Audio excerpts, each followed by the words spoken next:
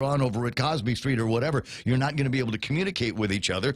And they've got some suspicions on some of the people who might be behind some of these things. And so as a result of that, do you know what they're doing? Knocking on doors. Oh, man. Here come the police knocking on doors. There's just some crazy things going on out there, and it's not all over Australia. I want to say it's just in a couple of pockets down there. But Jerry Roberts mentioned it the other day. Are we seeing the beginnings? Are we seeing some of the test runs of just how far things have to get with COVID-19? And again, it's all based on COVID-19. These people are up in arms against any of the protests. I mean, they're protesting the things that you and I and a handful of people would be protesting out here. Vaccine passports. The idea that if you're unvaccinated, you can't get into a restaurant. Multi-pass. Can't go into multi-pass. Show me your multi-pass. Into the bars. They don't call them bars. They call them pubs. But you can't get into the pubs, mate. And that's where everything is happening. And it looks like things are beginning to blow up uncomfortably in some of these spots. So keep your eye on that. A couple of other interesting stories that I'll share with you that have nothing to do with COVID-19 here on Guam. Yesterday, we scared each other with the talk that the Chinese are beginning to show a little bit more of their plan. And the plan is, what are we going to do about invading Taiwan? We got to worry about what's happening on the second chain, which is Guam and the Mariana Islands, and any capabilities that they've got after that. Well, here's a story from RepublicWorld.com on the World Wide Web. It's no secret we got a bunch of B-52s here on Guam. Barksdale is like Guam's Air Force sister city, and they've got the same glee club and charcuteries and a golf course there. So it's very, very similar. So the guys are really comfortable when they come out to Guam. And there was a sortie that went up from here. Russian fighters strictly followed the international rules of using airspace in a statement to TOSS. And you're going, okay, well, what airspace are we talking about? At least 3 Russian Su-35S fighter jets Sunday intercepted a U.S. strategic B-52 bomber over neutral Pacific waters after it was detected approaching Moscow's air corridor on the air traffic control radar beacon system. Ministry of Defense, the Russian Federation, explained the Air Force jet, however, did not violate Russia's sovereign airspace. The B-52 bomber, assigned to the 2nd Bomb Wing, Barksdale Air Force Base, Louisiana, was spotted as an air target on Moscow's defensive radars in the Far Eastern Military District, one of the 4 operational strategic commands in the Russian Air Force. They identified the said target as an Air Force B-52H strategic bomber and escorted it under the strict compliance of the international rules of airspace. I can't put it up on the screen, but there's an actual picture of what it looks like and the map that it went through. Agony 11 from Anderson Air Force Base. I guess that's the name of the plane. Bogies, man. I'm just thinking, I'd get a happier name because you're in that for a long time. Says Agony 11 from Anderson Air Force Base, Guam, flew round trip to the Bering Sea to conduct a bomber task force sortie. During the mission, 3 Russian Air Force Su-35s launched from Yelizova Air Base to intercept the bomber over international airspace. Wow. These guys getting frisky out there. You think they give each other the bird? That's very Hollywood. That's very Top Gun. But so I don't know exactly. It's just there just seems to be a whole lot of this kind of thing that's going on around there, and you just wonder where it's going to end, or how it's going to begin. How is something going to begin? Is it going to begin with the Chinese playing around in the first chain, maybe moseying over by the second chain? Is it going to start with I've often said what I think is going to happen. I think it's going to happen with North Korea. Because you know how we fight around here? You get the littlest, mouthiest guy to go up to the biggest dude from the gang down the street. Yeah. And just kind of, hey, huh? You think you're bad? You think you're tough? Yeah. And so the little guy will take a swipe knowing that he's got 30 dudes behind him. So I'm thinking maybe that's where North Korea is. He's going to be that little puny, mouthy guy, and they're going to cause a stink. There's going to be a scrap, and then China and Russia are going to get involved. That's the way I think it's going to happen. But I'm wondering, will it happen with sorties like this, or will it be just that much of a big deal? We'll watch and see. 6:23 in the morning, but you can still sleep at night, right, Mana? All right, good. All right, so Real Joe, as I said, gets the phone when you call 888-825-5888 TALK. Mana Silver Tyron is here. I don't get the phone. No, just doing the news and all of that stuff, and keeping me straight in the narrow. All right, through some miracle, I'm able to get Facebook Live and YouTube Live on.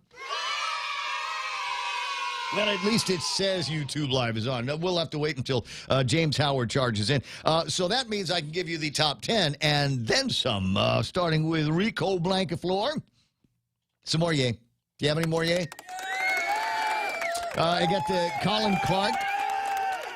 Jerome McDonald, who was, I tell you what, Jerome McDonald just must have had feeling all kinds of love from Jerry Roberts yesterday. Oh, yeah. It was great. Good morning, Wednesday in Hafa de Guam. What? What do you mean, good morning, Wednesday? Is there somebody around you named Wednesday? Because it's only Tuesday here on Guam. Oh, maybe they're in Saipan, Ray. It's a day ahead of them. Saipan time? Okay. The Spy Who Loves Me, my wife told me not to Cassie anybody on 93.3. No, that's all right if you do that. My bro Ken Augustin is there. Auntie Bennett, Lujan Duenas, Keenan McCausland.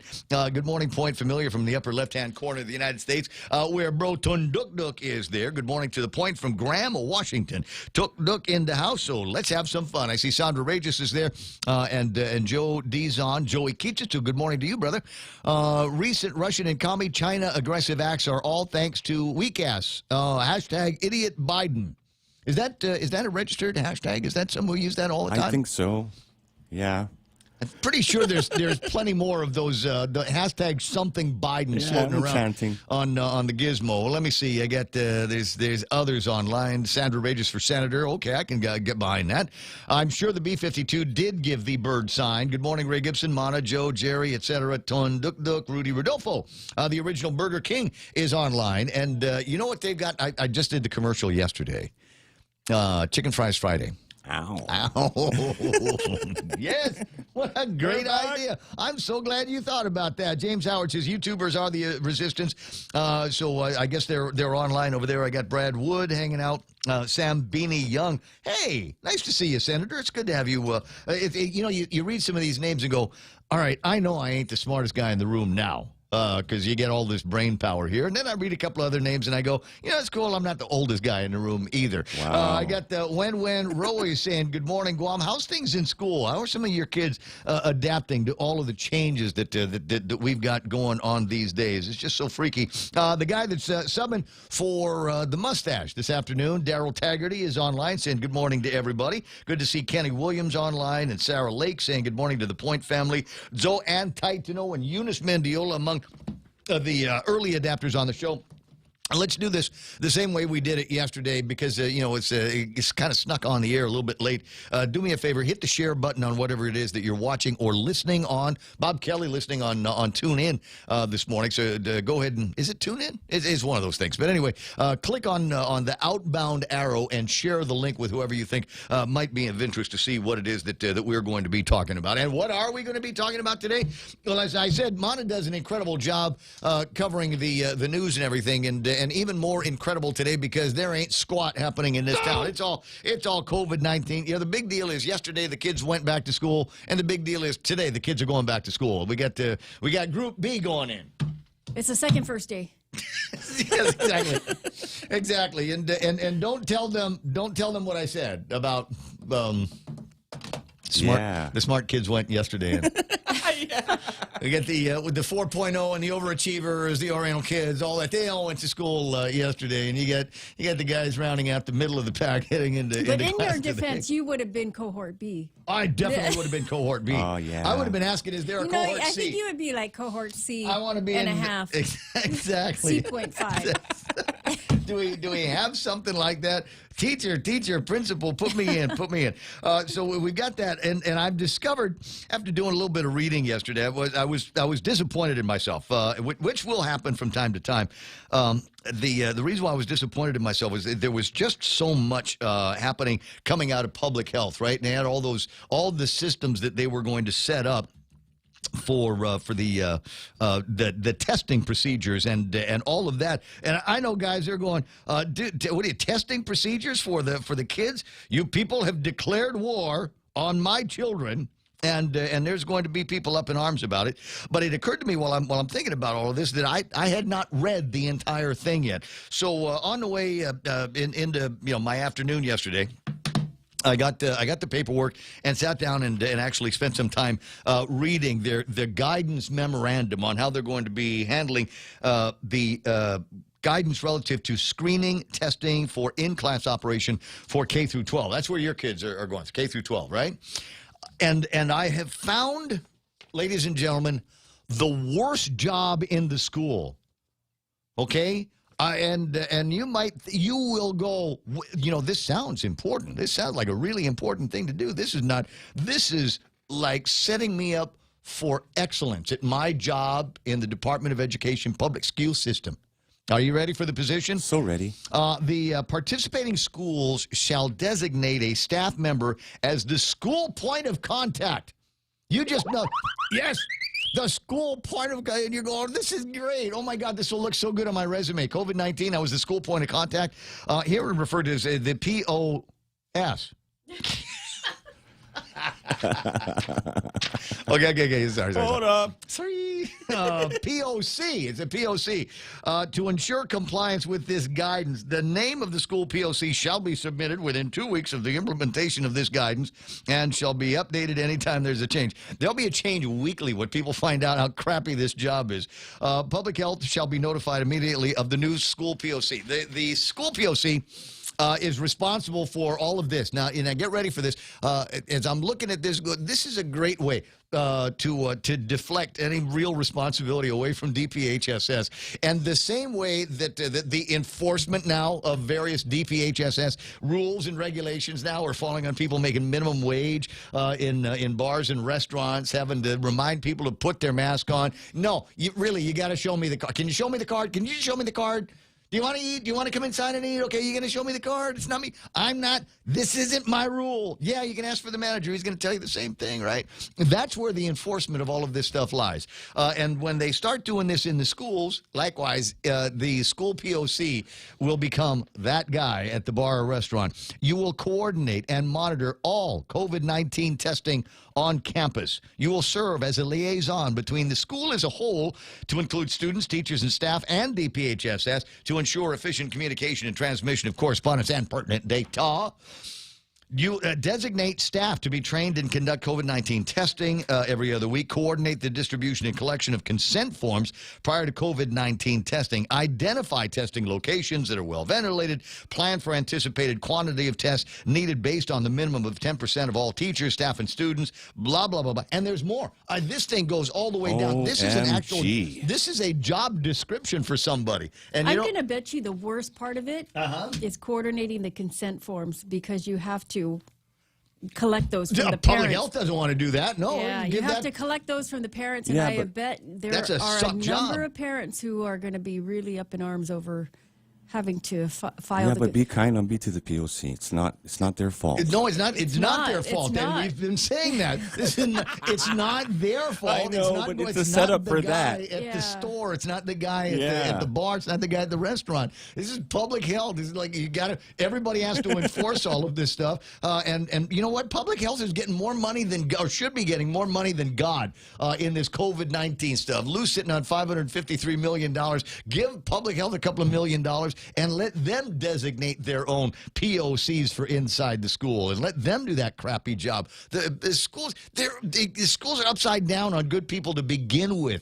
They got a job fair coming up so they can hire more teachers and stuff, to do what the schools are supposed to do.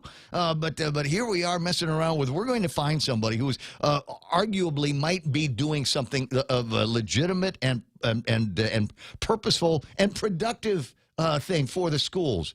But now we're going to take that person and under the guise of COVID-19 enforcement or compliance, we're going to give them the worst job imaginable and say, here you go. And how much you want to bet that whoever gets designated the school POC ain't going to be getting any extra dough for it. Look, I'll just tell you this right now, because I got a lot of friends in the Department of Education, a lot of friends in the teaching realm. So if somebody starts coming up to you and say, Joe, I got a job for you. Yeah. Run the other way. Go the other way completely, because otherwise they're going to saddle you with this school POS position and ruin the rest of your life. It's 6:33 in the morning. Tell you what, we got news and headlines with Montesilva. We'll come back, find out what's going to be happening in traffic, see who else is playing around on the Facebook Live, and maybe if there's somebody that's messing with the gizmo on the YouTube, etc. It's the Ray Gibson Show on 93.3 The Point. Mana, what happened? There were 8 additional COVID-related deaths recorded this weekend. All 8 of the individuals were said to be not vaccinated, and only 2 of them were without any underlying health conditions. The rest did have health conditions that may have been complicated by COVID. Meanwhile, 35 new cases confirmed in the latest round of tests. 298 people tested on Sunday. 70 people in the hospital with 15 in intensive care. Meanwhile, DOE reports everything went well yesterday at the restart of their face-to-face lessons. Schools will welcome Cohort B today for the first time. And of course, they are reminding parents, if your kids are sick, keep them home. And Marble property owners are seeking to drop the suit that they filed against solar farm developers Samsung and Korean Electric. The suit was initially filed over damage caused to the property after they failed to implement erosion control measures in their project. An agreement was reached among the parties. No agreement, though, with the suit filed by the Attorney General, and the Samsung and KEPCO will have to respond in the Superior Court today. And those are your headlines right here on The Point. See, it's 6:34 in the morning. What have we got here? Give the job to manual, not digital, says Daryl Taggarty. Jose Tedbago, this is just retarded, and this is supposed to be the Department of Educated People. John Fernandez should say, hell no, we ain't doing this crap. Yes, resist, defy, go ahead. What happens if the parent refuses to give consent, especially if the kid's already vaxxed? Don't be sticking things in my kid's nose. I don't know. We have... according to a story that I saw on one of the news things last night, Public Health gives DOE an opportunity. They have 90 days to come up with their plan. Yeah. And so in that, they have to figure out a plan to deal with the parents who don't sign the consent. So I don't know. Maybe they're going to require the parents, go get your kids tested somewhere else. Wait. Or the kid can't come to school. I'm imagining unless we've got a clear test. Yeah. In these cases, now it would be different. So we've got they're doing the random test every other week. 10% of the school staff and the students, etc. So maybe what they're going to do, and this is just my assumption, is that they'll say your child has been identified in this random selection. Since you didn't consent for us to do the test, you're going to have to take your kid to a clinic or public health to get tested. Right. But this is where it's gonna take them some time to put together whatever cocked up plan they're going to be doing here with this program. Personally, I feel it's unnecessary. But that's because I don't drink the Kool-Aid, and I try not to pay much attention to the fear porn that they're throwing out there. So for me, I would say this is just a dumb thing. Maybe just start talking about it and they'll forget it in a couple of weeks. That's the way I'm hoping this might go. Happens. Just if somebody get back to the governor and have the governor says, you guys are making me look like crap out here, guys, with these silly things about getting everybody tested in the schools. It's just making parents mad and making it easier for Mike Nicholas to become the governor in a year and a half. Maybe she'll say something like that. That's where I hope it's going. But like the applications for medicinal exemptions and religious exemptions, we haven't heard about anybody getting turned down just yet. So there's people that have applied or sent in something that feels like an application to public health. They're probably going to be told that they've got to fill out these forms here and then resubmit, at which time Art or the new guy are going to have to make a decision on whether to allow these medical exemptions or these religious exemptions. So the fun starts for me as somebody that watches a lot of legal stuff on TV. The fun starts when they deny you, when they come through and they say, oh, you think you're a Roman Catholic and you think that's going to exempt you from having to get vaccinated or showing your vaccination papers around here. And so once they start denying people based on that, it will be interesting to see lawyers coming up saying, okay, based on what? Why are you not allowing this application? Are you guys the Vatican? Are you the ones that determine whether or not this is a note from the Pope. bona fide? Yes, I have a note from the Pope. He says, when I got here, what's the name of that? What's the name of that guy that was on Saturday Night Live? The guy that Sarducci? Yeah, Sarducci. We gotta get a Sarducci. Okay, Sarducci. can I find your baptism certification? But when I got here, I got the check. Yes. I got the check from the Last Supper. What a great bit that was. He came to Guam. Did you know that? Oh, no, I didn't. Yeah, Sarducci came to Guam, and the show was, he did a couple of sold out shows, and one of the sold out shows had the Archbishop and a whole bunch of priests, and virtually every mercy nun was in attendance. Wow. He'd never performed in front of a crowd like that before. You'd think for all these years he'd been, perpetrating to be a Roman Catholic priest, you'd think he would have had a little bit more experience in this. And they all sat right up in front, and I think I was there that night. It seems to me everybody had a good time. It's 6:38 in the morning. Ray Gibson Show continues. Stick around. Hey, what happened? Family Finance has been serving the people of Guam since 1959, and they'll continue to be there for you in the years to come. Whether you're looking to get a personal loan for that summer staycation or paying off those long overdue bills, Family Finance has got you covered. Apply for a personal loan from $1,000 up to $3,900 by calling Family Finance. Agana 475-4545, Upper Tumon at 647-5626, or in Dededo at 633-4473. Family Finance, serving the people of Guam since 1959. Choosing health insurance for my family is difficult. I need to know our health insurance will protect us now and in the future. Take Care members have access to the island's largest offering of free fitness classes and health education programs, and a high-quality credentialed network of on- and off-island healthcare providers, including the convenient one-stop FHP Health Center and urgent care. My family choose Take Care. Your family should also consider choosing Take Care. Call 671-647-3526 for more information. Okay. Take Care. Our island, your health plan. 6:39 in the morning, and I know it's early, and you're going, it's too early to think about lunch. It's never too early to think about lunch, especially when it's the good stuff from Applebee's. Now, lots of people are taking out these days because somebody in the family refuses to get vaccinated. Who is that? Anyway, so a lot of people are doing takeaways and deliveries, and the guys over at Applebee's recognize that, so they got a couple of great platters to hit your family spot. For $60, the family platter combo, a choice of boneless wings, mozzarella sticks. We've got big salads for everybody, and then a choice of a platter that would include St. Louis ribs, miso salmon, island pork chop, pot roast, family platter, and salmon Alfredo. Or Sarducci. One or the other. They've got it there waiting for you. Give them a phone call over at Applebee's, and they'll put that all together for you. As we get back to business, Docomo Pacific is ready to keep you connected. Introducing Business Bundles Plus. Build a customized bundle with the right internet, mobile, TV, and phone plan for your business. Pay for exactly what you need and nothing you don't. And the more services you add, the more you save. Plus, you can rely on Docomo Pacific's fastest, most reliable network and 24/7 customer support. So build your own bundle and save today with Business Bundles Plus. Call 671-688-2677. Docomo Pacific Business. Work better together. 641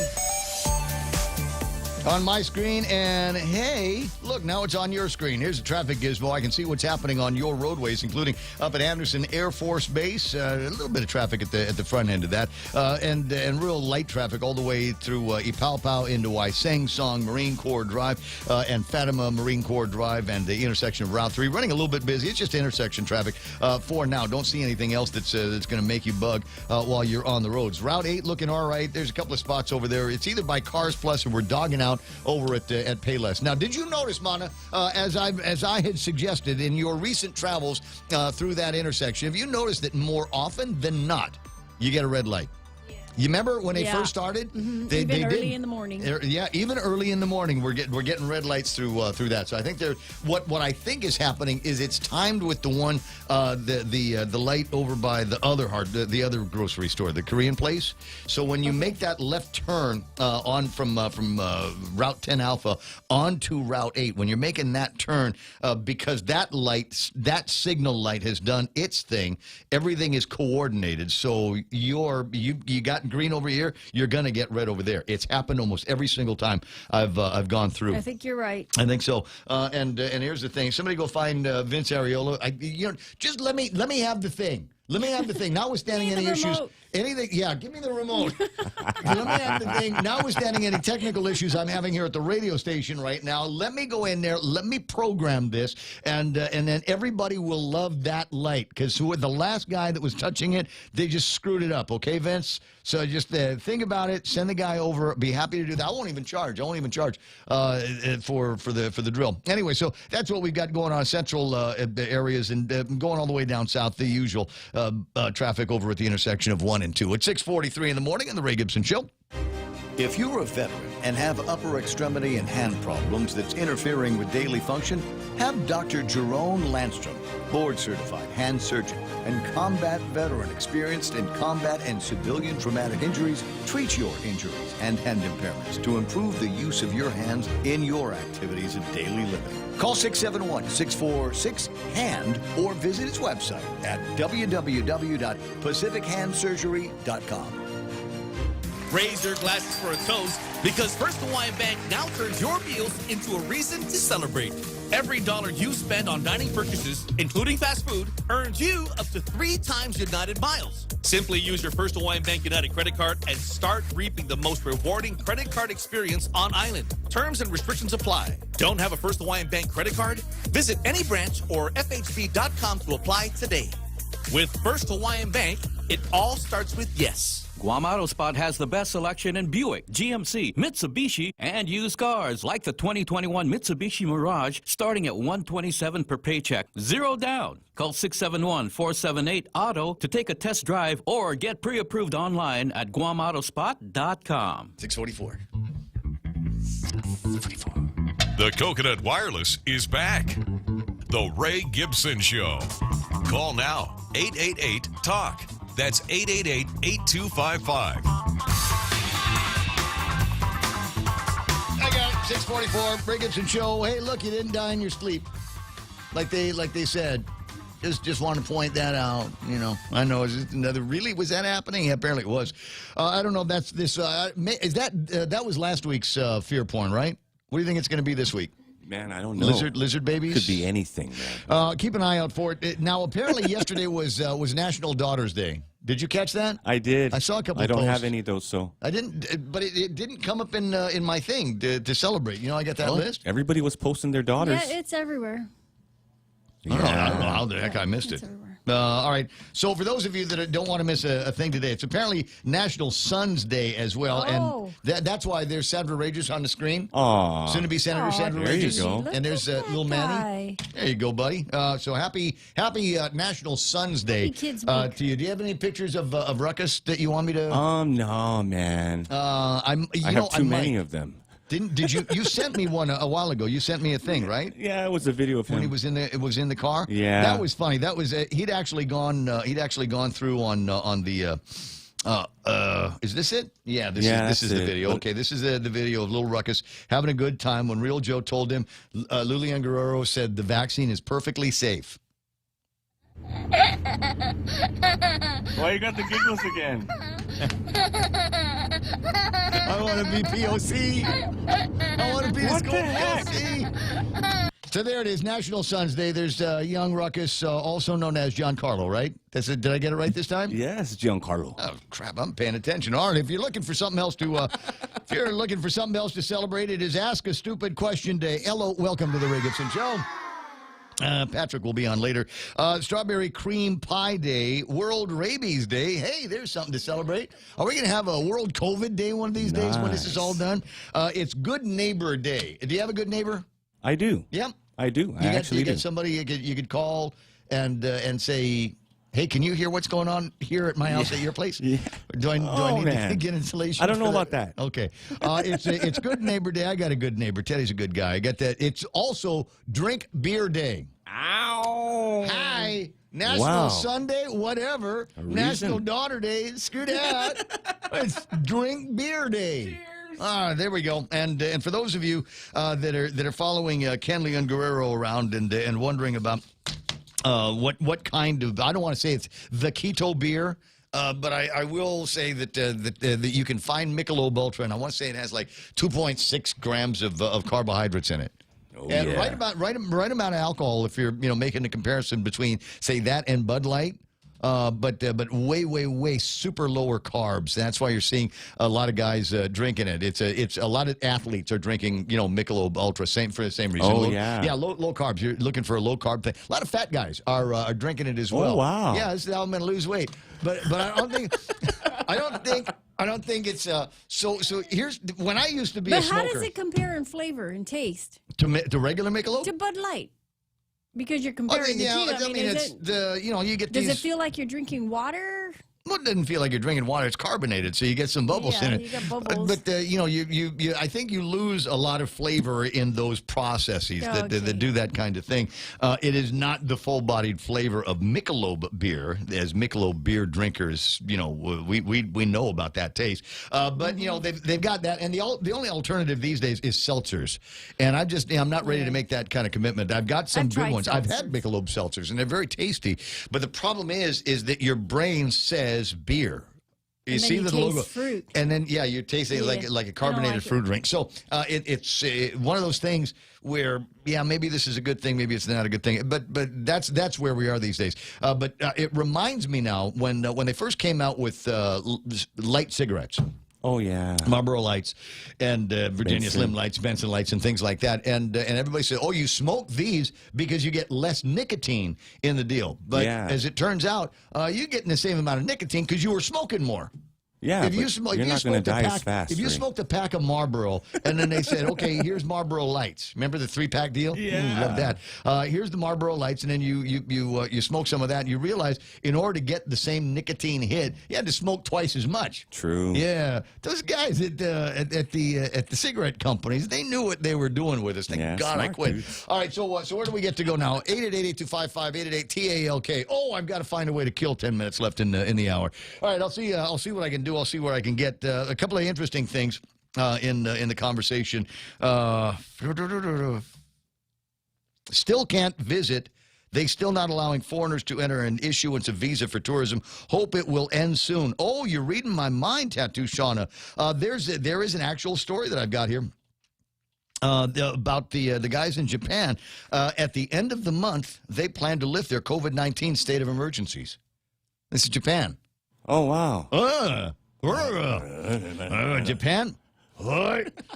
Are you going to lift your COVID-19 state of emergency? What? Covers 19 prefectures in all of the regions at the end of September, according to NHK. Prime Minister Yoshihide Suga, who is one of Tattoo Shauna's customers, said that he discussed easing measures with relevant ministers on Monday and would seek the views of a government panel of advisors on Tuesdays. We'll make a final decision on the matter based on the advice and discussions we have with the expert panel tomorrow. If approved, Japan would be free of such emergency restrictions for the first time in nearly 6 months. Current measures require restaurants to close early and refrain from selling alcohol. Because as we know, COVID-19 after 9 o'clock, hey, that's when it gets you. If you're out at 9:01, but this is interesting. We got boots on the ground in Japan, and I always ask, how are they doing with these restrictions? And Japan is such a kind of laid back. We don't really want to get in your face about this. So you'll note the polite language here. Current measures require restaurants to close early and refrain from selling alcohol. You remember when we were talking yesterday about drugs and the droopy eyes sticker on the drugs? You go, that's the one I want. And the kind of drugs to avoid are the ones that say you should not have alcohol with this medication. They're very, very plain about that. Then you've got the other ones that say you should avoid alcohol with this. Well, I had a hard time avoiding it because I was at the bar and they put it in front of me and it was going to knock me down if I didn't drink it. So refrain from serving alcohol. People have been asked to avoid non-urgent outings and refrain, again, from crossing prefectural borders. Even when the state of emergency ends, they are considering keeping some curbs in place, fearing a spike in infections if the country opens up completely, according to local media. They are considering limiting the opening hours of restaurants and only allowing alcohol to be served at pre-approved eateries. Japan did see a spike in cases over the summer as it struggled to contain the contagious Delta variant. Numbers have been dropping, and that's the impetus behind all of this. Well, Japan maybe is going to be lifting their current state of emergency and restrictions, etc. Maybe that will turn into something for us here on Guam. But one of the other things, and Jerry Perez was on the radio yesterday, we're pointing this out, that they are among the most skittish travelers in the whole wide world. You thought the Taiwanese getting off the airplane with the head-to-toe PPEs, you thought that they were a little bit skittish in the process? Just wait and see.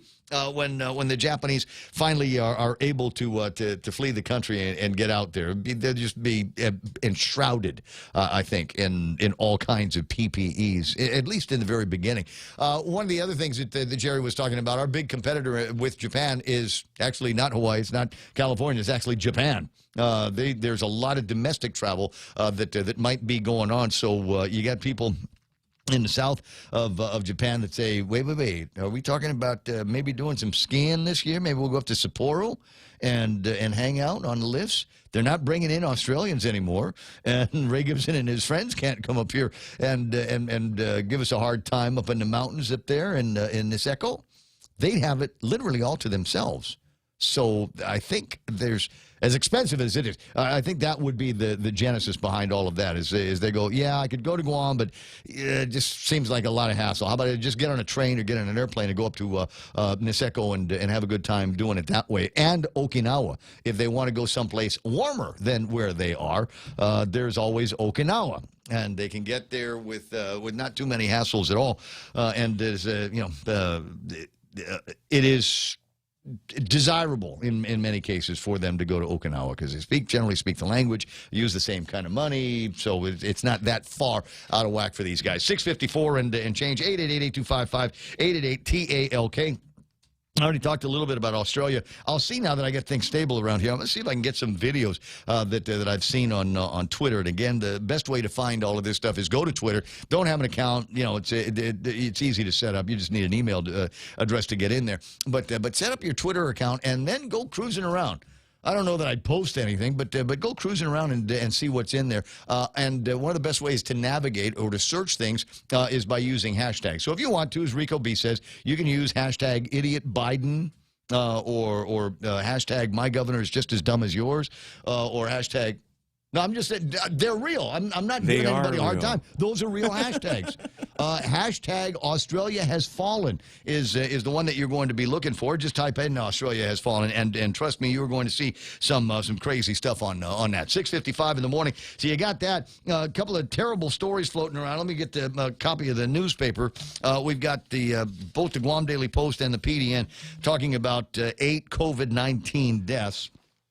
The Guam Daily Post, though, I think does a better job of putting the headline into context. It's 8 deaths in 3 days.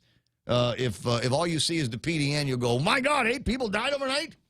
What's going on? Oh, my God, lock it down, Lou. Come on. 8 deaths over 3 days, and you take a look at the individuals that were involved, and of course, as usual now, one of the things that they've gotten is somebody's getting a charge out of this, where they start looking at the people that are dying and saying each of the fatalities was not vaccinated. This is just what kind of a ghoulish sell is that? So they were just taking up resources. Yeah. You just get that feeling like, they're vaccinated. Of course they died. They weren't vaccinated. And I'm going, I just there's something about that. If one of these people were somebody that I loved, I'd be kind of annoyed about that.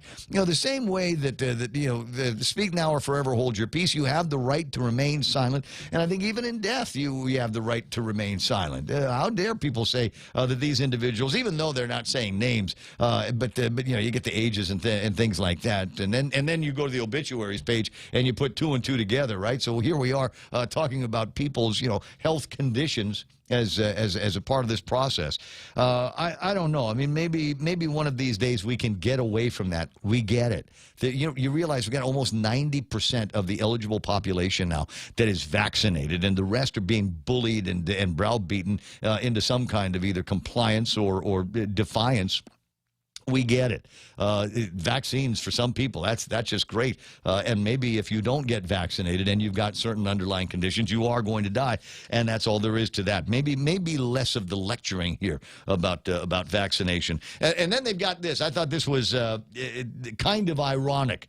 We've got this story, 8 deaths in 3 days. Of course, they weren't vaccinated. And then it goes on to talk about these individuals. And then right next to that is a box. It says, feeling overwhelmed? Oh, really? Hello?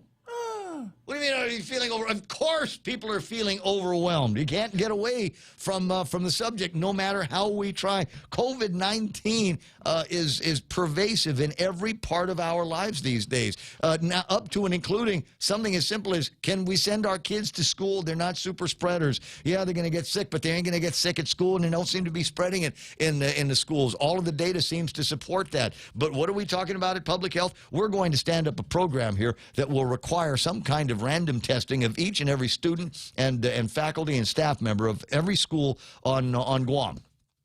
Why? And they're not even, you'd think if I was the guy that was going to set this thing up, I would have set it up. I would have made it my own little kingdom. That would have been, me, the fiefdom of Ray Gibson powerness. I would hold power over the schools and against these school POCs. But they're not even doing that. They're just letting the people in the school handle all of that work as opposed to doing it themselves. Are you feeling overwhelmed? Yeah, when you stop printing every story and every front page story in the newspaper, maybe we'll feel less whelmed in the process. And then they tell you to call the crisis hotline.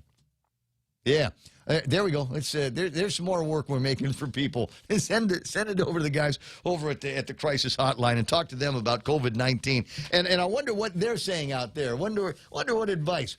Maybe Real Joe, do me a favor. Do me a favor. Can you think you've got this stuff? Can you fake your way through a call to? Oh, wow. Behavioral hotline, just... Yeah, already know I'm depressed already, man. Just thinking about it. I am just depressed. Because the thing, I'd like to know what they say. I am overwhelmed here. Can we start with the conversation? Be like a confession. Forgive me, Father, for I have sinned. It's been 3 weeks since I've called the behavioral hotline, and I'm feeling really kind of depressed and guilty. Now you're going to be wasting resources. I feel guilty because I'm She's not vaccinated. She's going to tell you her problems, Ray. You're terrible. Don't do that. But what are they going to say? Oh, yeah, I'll talk to the governor about it. I'm glad you called. I'm sorry. Governor people are having a hard time with things these days. All right, 7 o'clock in the morning or darn close to it. We're either going to nail this or we aren't. Now, through the magic of internet technology, we bring you Fox News Live, KUSG, getting you 93.3 this is The Point. I'm Rich Dennison, Fox News.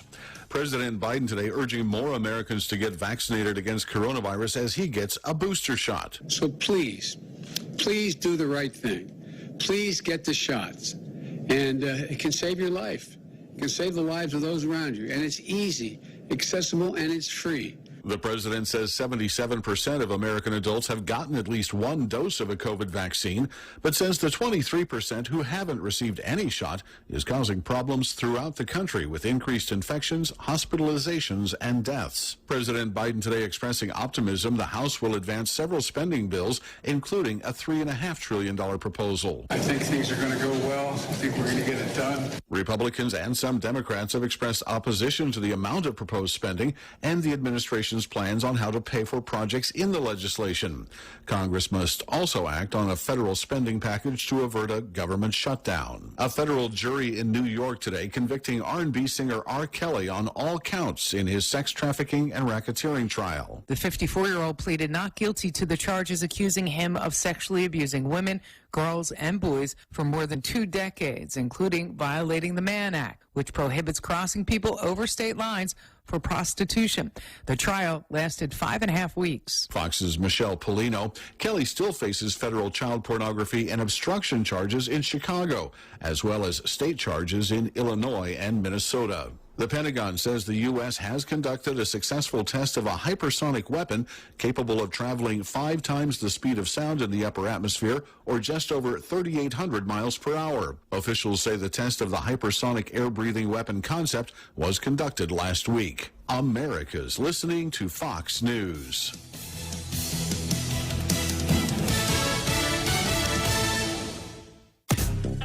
You know, all those amazing photos and videos saved on your camera roll capturing your love for Guam? We want to see it.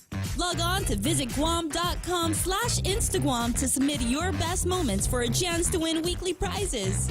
The Guam Visitors Bureau will choose a weekly winner, so share your love for our island paradise now and win. Brought to you by GVB. Thank you for making Guam a better place to live, work, and visit. Half a day, this is Josh here at APL. Our expertise and extensive network can help you grow your business and reach out to more global markets. As a responsible carrier, APL is also committed to a sustainable future, whether it's protecting the environment or investing our efforts in giving back to the community. Our dedicated teams in Guam, Saipan, and on U.S. mainland are here to support you. Call 588-4651 or visit www.apl.com.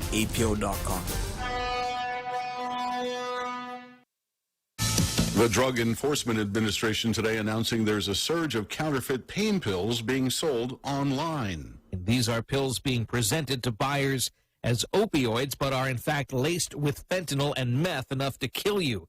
The bad pills are made with chemicals originating in China and are being manufactured in Mexico for illicit sale to the U.S. via social media and other online methods.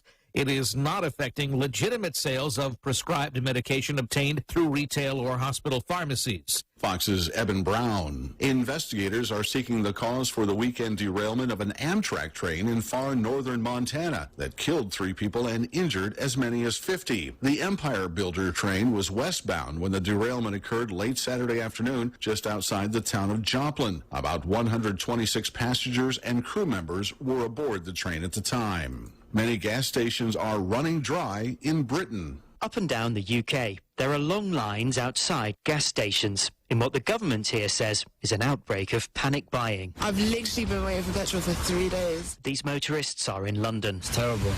Tried to come here last night, same thing. Went to 3 different petrol stations, all closed. Britain's Environment Secretary, George Eustace, says panicking drivers are buying more than they need. The most important thing is that people just buy petrol as they normally would. There isn't a shortage. But Britain does have a shortage of truck drivers, blamed on Brexit and the pandemic. In London, Simon Owen, Fox News. Instagram, the Facebook-owned photo-sharing app, today announcing it's pausing work on a version for children younger than 13 called Instagram Kids. Lawmakers and advocacy groups have opposed the launch of Instagram Kids, saying the social media giant had failed to make meaningful commitments to protecting kids while they're online. I'm Rich Dennison, and this is Fox News. It's the $60 family platter combo at Applebee's to go. You get your choice of boneless wings or mozzarella sticks, a large house salad, and a choice from one of these platters. The St. Louis Ribs family platter, the miso salmon family platter, the island pork chop platter, the pot roast family platter, and the salmon alfredo family platter. Can't dine in? No problem. Order the $60 family platter by calling Applebee's at 648-2337. Applebee's, open Sunday to Wednesday, 11 a.m. to 9 p.m., and Thursday to Saturday from 11 a.m. to 10 p.m. Here at Guam Auto Spot, we have the best selection in Buick, GMC, Mitsubishi, and used cars. Like the 2021 Mitsubishi Mirage, as low as $127 per paycheck, 0 down. Or this 2021 Buick Encore, as low as $237 per paycheck, 0 down for 72 months.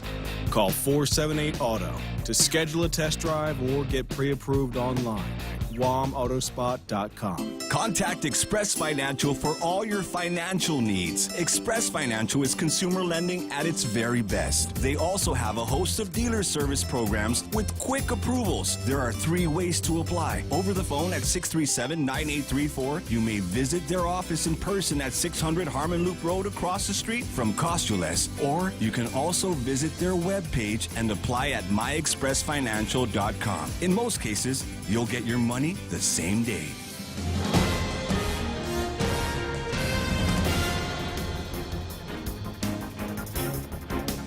Half a day at 7:06. I'm Mana Silva Tyron with a look at your local news on the point.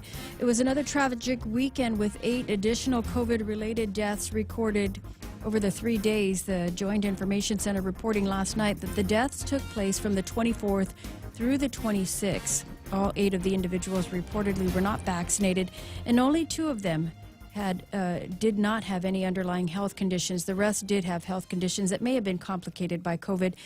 The JIC reports also another 288 new cases confirmed from tests completed over the weekend. 35 new cases out of the most recent round of tests, 298 tested on Sunday. 4 cases were identified through contact tracing. Our total now is at 14,536 officially reported cases.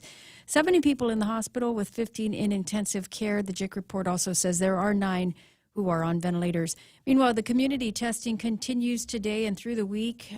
Go to the old carnival grounds at the Teedson area from 8 until noon, all the way up until October 2nd. And then on Friday, you can go to the Southern Regional Health Center in Inaran from 9 until 12. For the vaccination clinics, that continues at the University of Guam and from 11 a.m. until 5 p.m. And that will continue all the way through Saturday. And then from Thursday on through Saturday, you can go to the Micronesia Mall or to the Southern Regional Clinic. And then on Friday, the Northern Clinic is on the schedule from 1 to 4. Well, more news right after this. Over the past 5 years, confidential data and network breaches have doubled for small and large businesses, resulting in huge financial loss. At GTA, our multi-threat security bundle is a cost-effective solution monitored by our team of experts, ready to detect known malware and stop new evolving cyber threats before entering your network. Protect your business with confidence and call 671-644-1000 or visit gta.net/enterprise. GTA, we start with you. Close to $12 million will be coming Guam's way in settlement money from the pharmaceutical industry suit that was filed nationally related to opioid abuse. And according to the Attorney General, Levin Camacho, that money will be shared amongst recovery centers on Guam. He says that the money will be used in particular to help recovery centers help in recovery of individuals suffering from substance abuse. Meanwhile, sentenced to 5 years behind bars, Jose Quitaguat Jr. got his conviction in the district court yesterday. Quitaguat also served 3 years, will also serve 3 years of supervised release. The man pleaded guilty to attempted possession of 50 or more grams of methamphetamine with the intent to distribute. He was given consideration, though, for his efforts to stay sober over the last 2 years. Another man was also charged in that case. Jacob James Quitaguat was previously sentenced to 57 months for his part. 2 people were also arrested by Guam police in connection with an alleged beating of a 13 and a 15-year-old with a mop handle. 35-year-old Ronald Avellino was alleged to have repeatedly beaten the 2 teens with a mop handle until it broke. After the teens brought friends over to their house, Avellino was charged with aggravated assault as a 3rd-degree felony, 2 counts of family violence as a 3rd-degree felony, and 2 counts of child abuse as a 3rd-degree felony. 35-year-old Crystal Takai was also charged with family violence. She's alleged to have watched the abuse and did nothing to stop it. And a man who was shot when trying to burglarize a Dededo barbershop was arrested and charged. As it turns out, he had recently been released from prison for previously burglarizing other places. 48-year-old Albert Torres Titautau, again charged with burglary as a 2nd-degree felony with the intent to commit theft. He was shot by the shop owner after he broke into Dave's barbershop. His record has a history of burglaries and other crimes that date back to the early 2000s. And those are your top stories here on The Point. Here's Ray with your weather. Way to go, buddy. Way to go. That's it.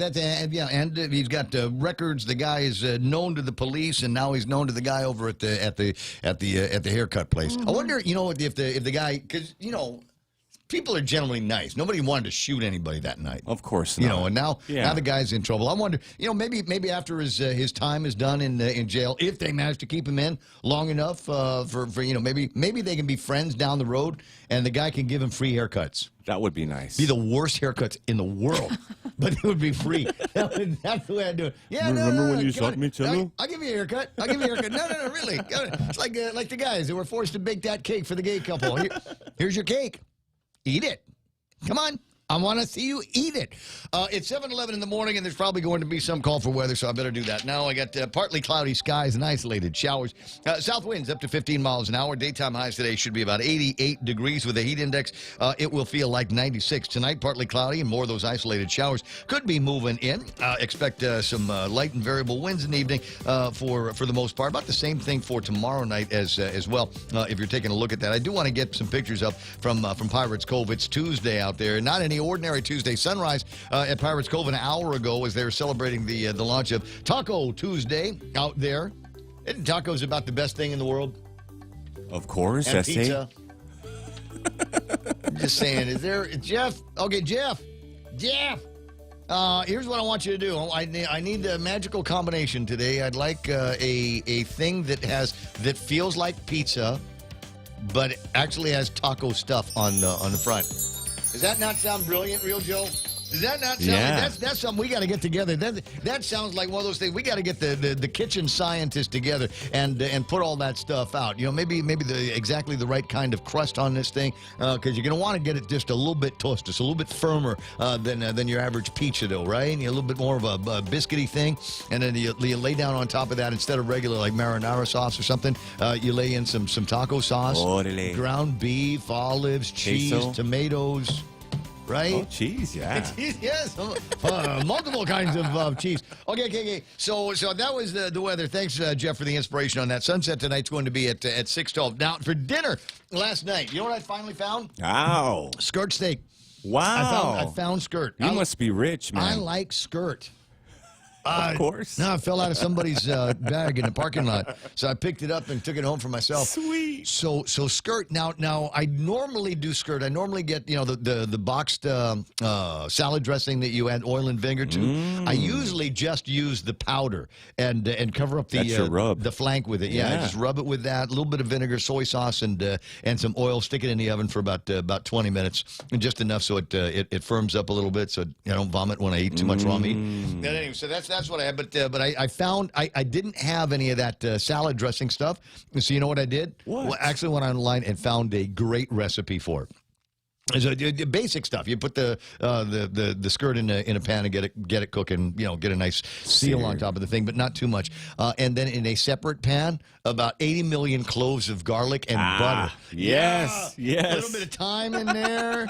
Oh, so good, so good. And so anybody wondering if I have lunch plans today, yes, leftovers is my lunch plan today, and it's so good. Here's the reason why you want to do that with the skirt steak, okay? Is because it's kind of modeled. There's a lot of room for the garlic and the butter to seep into these tiny little skirt steak cracks. Know what I'm saying? Nooks. Nooks and crannies.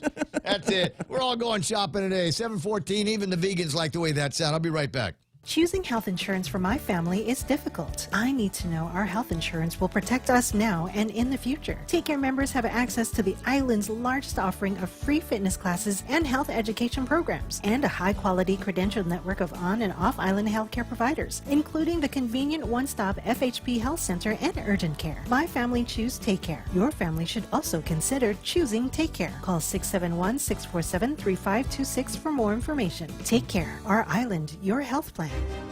Do you or a loved one have loss of use of a hand or hands from an injury, stroke, birth defect, or pain?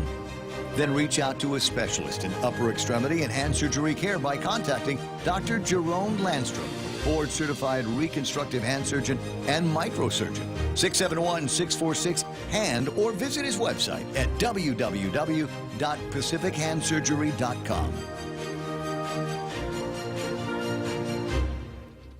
What's that? Hold on a second. Some of the kitchen science guys are getting together and showing off some fun. It's some kind of a beer cooling device. Real Joe? Apparently it holds like 60 beers on the inside of it. That's a drawer. It's a drawer for the refrigerator. We don't need food. We just need someplace to keep the beer cold, for heaven's sakes. Appreciate that. Get me some Megan Ma. Who's that? Hold on, somebody's already ahead of me. Apparently, I'm not the first person to come up with the idea for pizza taco. But that's not what I'm talking about. That's more of a pizza taco. I'm talking about a taco pizza. Oh, yeah. A distinction, right? Taco Bell used to have a taco pizza, remember? Yes. A Mexican taco? Yes. I don't know what happened to that. It was like on a tostada, and then they put all the stuff on it. And you had to eat it in a circle. And then they put another layer on top. Yeah. I don't know what happened to that.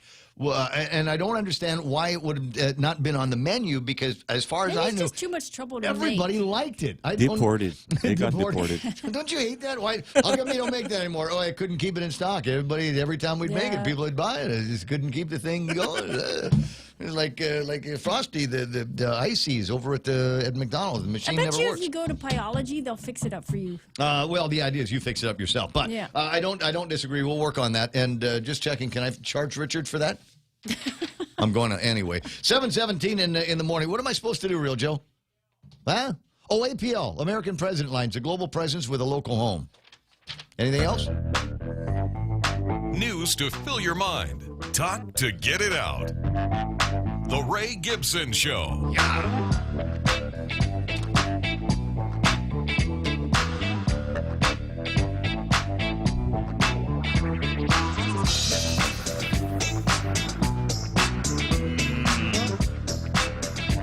All right, Buddy says Caliente, their Mexican pizza. Have I ever had that at Caliente? Used to eat there all the time. Used to eat there. It's hard to get in there, man. Remember when didn't they first start out over at Chamorro Village? I think so. Right? They first started out over at Chamorro Village. The first time I'd ever seen one of those big, like, what is that round thing, an enchilada? Oh, burrito. Burrito. The first time I'd ever seen one of those things. It was like perfect cylinder, and it was massive. Huge. And, yeah, absolutely. And you're sitting there. Carmen's also There's started no out way I at can make Chamorro this. Village. Is it them? Really? Yeah, Carmen started at Chamorro Village, and then they moved over and had that big restaurant. Oh. Right. So I don't know my about buddy's old house. Caliente, maybe. All right, 888-8255. We need proof. Proof and genealogy for all the great Mexican stuff that we've got here on Guam. Was anybody remember the name of the Mexican restaurant where Caves is in now? Marty's. Oh, you know. This Casa like de Mexico. I think you're right. Casa de Mexico was the name of the place. And there was a Korean guy who owned it. Yeah. Remember Back when it was like two places where you can get Mexican food on Guam. One was there and the other one was over at Marty's. All right. No Mexicans in sight. Crazy. No. So you ever wonder, I'm sorry, 7:18, I'm sure there's something else we can do, go along on here, but have you ever thought about, you got guys like me, kind of loudmouth on the radio talking about, well, I'm not vaccinated. I don't need to get vaccinated. I live alone. Don't know any old people. Blah, blah, blah, blah, blah. I'm not getting on an airplane anytime soon. What about the bullying from the governor, right? Well, don't worry about that. I can live without going to a restaurant every night. I can live without going to a bar every night. It's okay. It's okay. The gas station knows what I like to eat. The gas station knows what kind of beer I like. And it's way cheaper than what I'm going to pay in the bars and restos. I'm just saying. But you ever wonder what happens to those loudmouth guys that say, I'm never getting vaccinated, and then they get sick? Oh, yeah. Yeah, right? I'm just, because people like to believe that I'm a fair and balanced individual on the radio, so let me give you the other side of the story. In October of 2020, Chris Wickoff helped co-found the Aloha Freedom Coalition, the group most vocal against vaccine mandates. Earlier this month, he and his wife tested positive for Delta variant of COVID-19. We were told the COVID virus was not that deadly. It was nothing more than a little flu. I can tell you, it's more than a little flu. Wickoff, who is 66, still needs help breathing. He thinks he got infected during a church event in August after he was diagnosed. First sent to Queens Medical Center West, then to Queens Medical Center downtown because they didn't have any bed space. His wife, whose case was not as severe, did not need to be hospitalized, even though he was treated with remdesivir. That sounds like an Indian name, right? It sounds like somebody that used to run things in the subcontinent. Remdesivir. We'll love that with the chicken tikka. Huh? He hasn't been vaccinated against COVID-19 yet, but he is now considering it because the doctor and his family members, some of whom are physicians, are recommending it. Probably getting COVID again would be more dangerous than getting the reaction from the vaccines. He said he asked the Aloha Freedom Coalition to take his name off as a member on their state business I've seen this guy. registration. I no longer want to participate, the man says. I want to mind my own business and isolate. Wickoff is now sharing his story to warn others not to take part in rallies and protests his coalition is helping to organize, including those held in front of Lieutenant Governor Josh Green's house. Before, I thought Josh Green was exaggerating the situation, and after my experience, he sounds very rational to me. He says it's time for the focus to shift. I think we should be more concerned about safety than about protesting. I think people should not be getting together in large groups for the purpose of protesting. Again, he founded the anti-vax mandate group. Then he caught COVID, and that's what happens. He is now among the true believers Wow, Wyckoff. Got that cocktail of remdesivir and enough finger pointing. See, we told you, and that's what happens when you got somebody that is down for not down for vaccine mandates and is vocal about it, and they get sick. Somewhere out there, somebody's saying, "You're next, Gibson.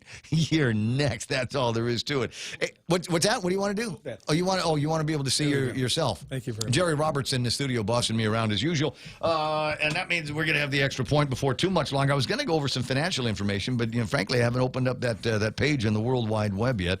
And I haven't opened up anything on the oils. We'll get around to taking a look and seeing what those numbers end up being before too much longer. In the meantime, We'll see if the oil companies side with you or they side with me. well, so far ain't nobody siding for anybody. I thought maybe we'll kill a little bit of time here and talk about maybe some businessy things while I have some time to call up a website or two.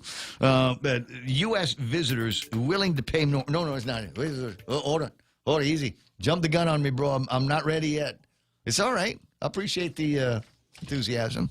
All right, U.S. visitors willing to pay more for an authentic, sustainable experience.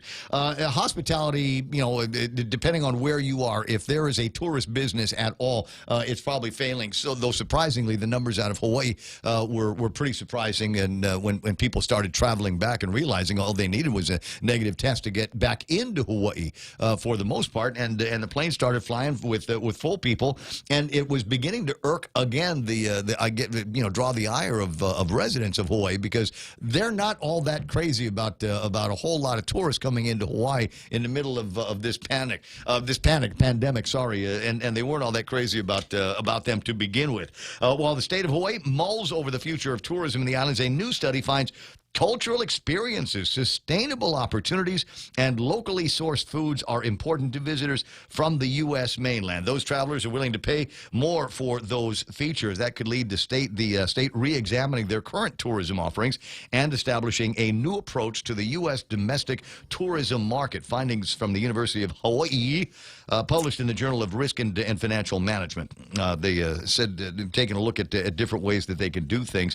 I think this is interesting. Cultural experiences, obviously, and there's not one of us that hasn't gone to the cultural center in Hawaii and watched the guy climb up the coconut tree and then get the coconut down or make fire or something like that. Great show that they do for those of you that have never been down there. Sustainable opportunities, and I guess this is a nod to paper straws in your Mai Tai. Could be.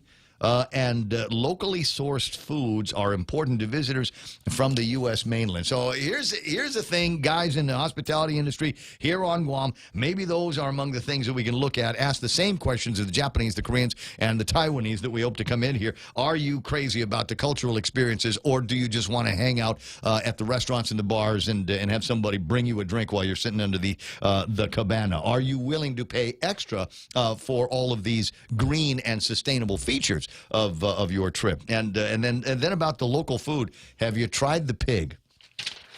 Have you tried the pig here on Guam? Could be something along those lines. There's lots of pigs, and they're easy to catch. They're walking around your village right now, and all you need to do is take aim, and then maybe we can sell some of that in some of the more Tony and swank restaurants that we've got here on Guam. All right, here's the numbers on the markets today. S&P 500 lost about a dozen points, 4,443. The Nasdaq off by 77 points. They closed down at 14,969. Still weird to see the Dow with numbers that high after all these years. The Dow Jones Industrial, Nasdaq with big numbers. The Dow at 34,869. They picked up 71 points. Not a great day for the markets. FTSE is up by about 11 points. Nikkei down by 8, but that's okay. Nikkei was up by 250 yesterday. Hang Seng picks up 16 points. The Shanghai off by 30. Real narrow trading these days. We're not seeing triple digits anymore today. The DAX at 42 points green, 15,573 on that. Big movers on the Dow today include Dow, J.P. Morgan Chase, Chevron, Goldman Sachs, and Caterpillar. Bottom guys are Salesforce, Microsoft, Procter & Gamble, Apple Inc., and Nike. Why is Apple Inc. down near the bottom of the Dow here today? That doesn't make any sense. They just came out with iOS 15. Have you seen it? No. You're not Are you an Apple guy? I forget. No, you're not. Apple guy on the desktop, but right. Not for the phone. Okay, but you have an iPad? No. You're not an iPad guy? I figured you'd be one of those super gizmo dudes. All right, so I've got an iPhone. Anything I want to do, I'll do from the desktop. Okay, so one of my favorite features, and it is completely a do nothing feature. There's some productivity things in iOS 5 that you might want to think about looking into. They've developed ways for you to focus. Which is a big problem when you got a cell phone nearby, because the thing goes off, you get a notification, and you look at it, and then pretty soon you're in Facebook all day, or in YouTube all day, or you're in Twitter all day, and you completely lose focus. So what this allows you to do is it allows you to set up a number of focus areas in your life. I'm asleep. I'm at work. I'm relaxing. I am this. I'm that. There's one you can set up your own for lovemaking or whatever. I'm feeling romantic, and then you can determine what notifications you get when you're in those zones. Jerry Roberts. So when there's a new OnlyFans submission for your favorite OnlyFan person, you can get a notification on that. When you're in that mood in your focus. But that's not, Jerry, the greatest feature of iOS 15. What is the greatest feature of iOS 15? Okay, now I'm not a real emo guy in terms of music, but they've got a relaxation feature. Background noise. We've talked about this on... Here we go. Jerry holding up a sign that says, Yes. the boy is ill. He's ill. Yeah, well, I'm overwhelmed, Jerry. It's in the front page of the Guam Daily Post. I've been overwhelmed. Okay. But anyway, so they've got this feature, and it is for relaxation. You and I have had this conversation before. Yep. White noise is good. Just play a fan in the background.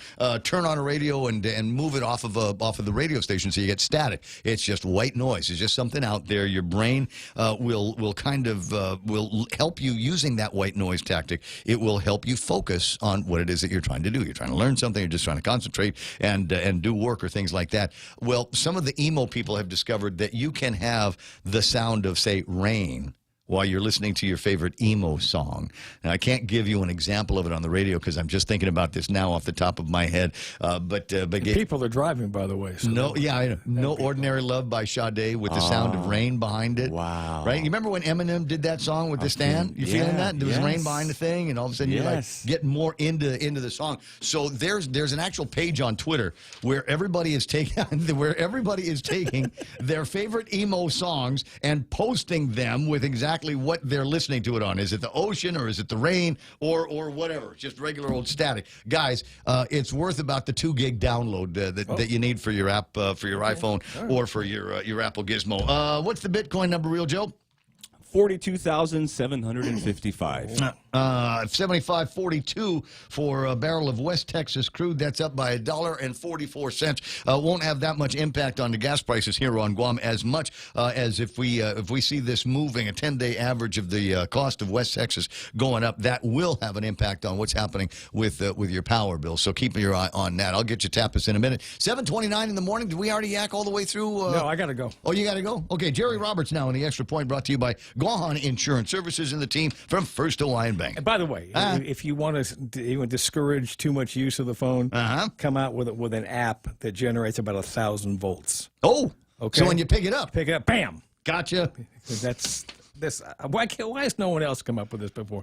We started talking about long-term thinking yesterday, like 1,000 volts on an app, and today we'll dig into a chief obstacle and what we need to do to make it work. That's coming next on the Extra Point.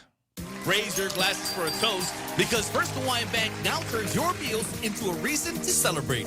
Every dollar you spend on dining purchases, including fast food, earns you up to 3 times United miles. Simply use your First Hawaiian Bank United credit card and start reaping the most rewarding credit card experience on island. Terms and restrictions apply. Don't have a First Hawaiian Bank credit card? Visit any branch or FHB.com to apply today. With First Hawaiian Bank, it all starts with yes.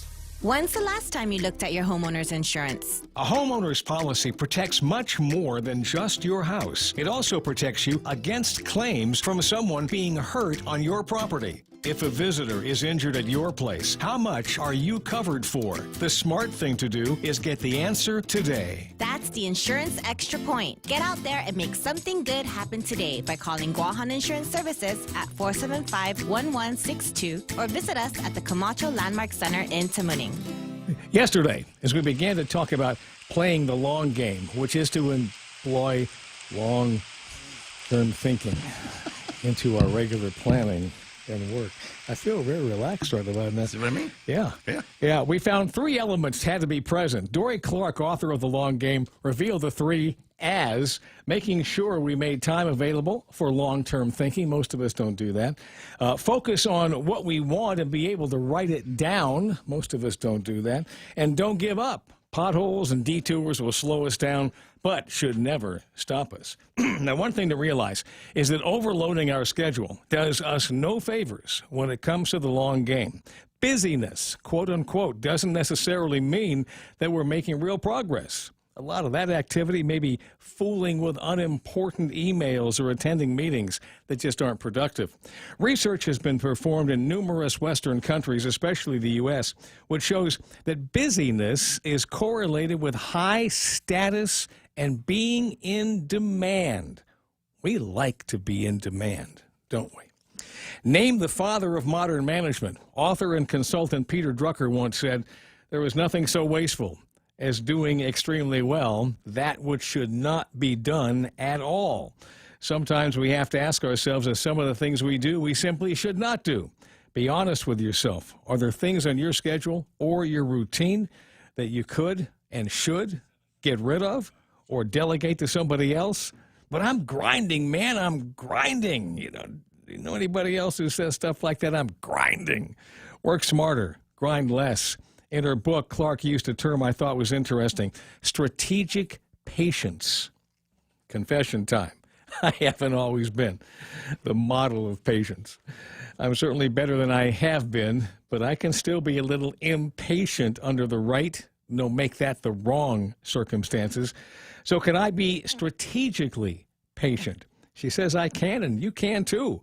However, it's important to understand that long-term thinking requires long-term patience.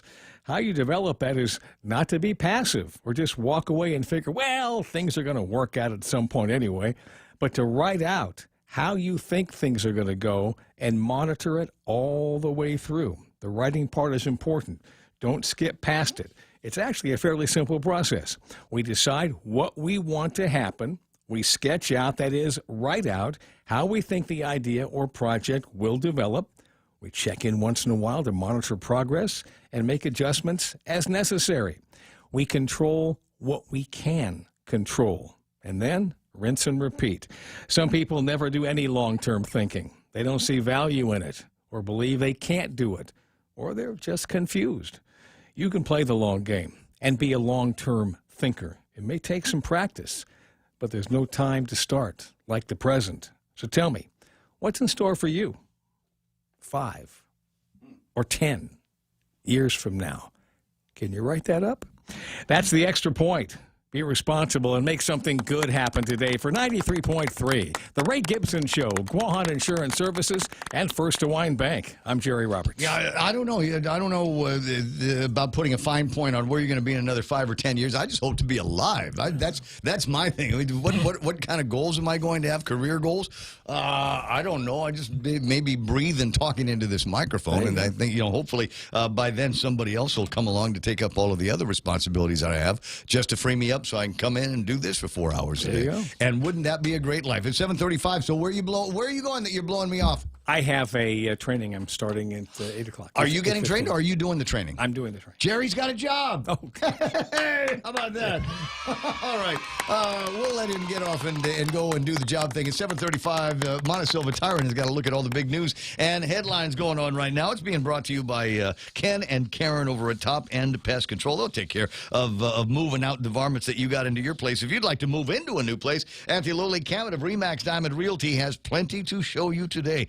Give her a call at 688-6743, and maybe she's going to find you your next casa. It's 7:36, and there's breakfast waiting for you over at Burger King, and there's lunch waiting for you at Burger King as well. New garlic and Bacon King now, and in October at the beginning of the new month. Chicken Fries Friday. It's 7:36. Montesilva Tyrant, what happened? Well, there were 8 additional COVID-related fatalities that were reported by the Joint Information Center.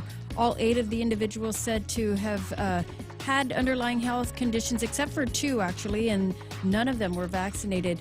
35 new cases also reported out of 298 people who were tested on Sunday. 70 people in the hospital with 15 in intensive care. Well, the Department of Education will welcome the second of their cohorts today. But they reported everything went well yesterday at the restart of their face-to-face lessons. They are reminding parents, though, if your kids are sick, don't send them to school. And Marble property owners are seeking to drop the suit that they filed against the solar farm developers Samsung and Korean Electric.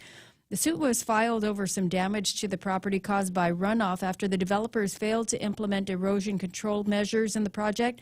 The Environmental Protection Agency did already issue a notice of violation, but agreements were made amongst the parties in that initial suit.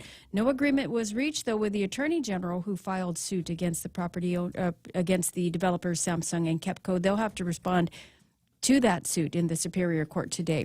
And those are your headlines right here on The Point. Okay, got you. 7:37 in the morning. That's Mona Silva, and she takes care of all of that. I've got a couple of other things that I wanted to talk about, and Jerry and I probably would have gone over some of this if he wasn't in such a big hurry to do his job or get work or something like that. I just had it up on the screen. Let me see if I can get this back. It's Twitter that I'm trying to log into, and a number of postings that we're seeing here. Let me just give you, they're just a random post from Twitter here on what's going on in Australia. And I think this is Melbourne.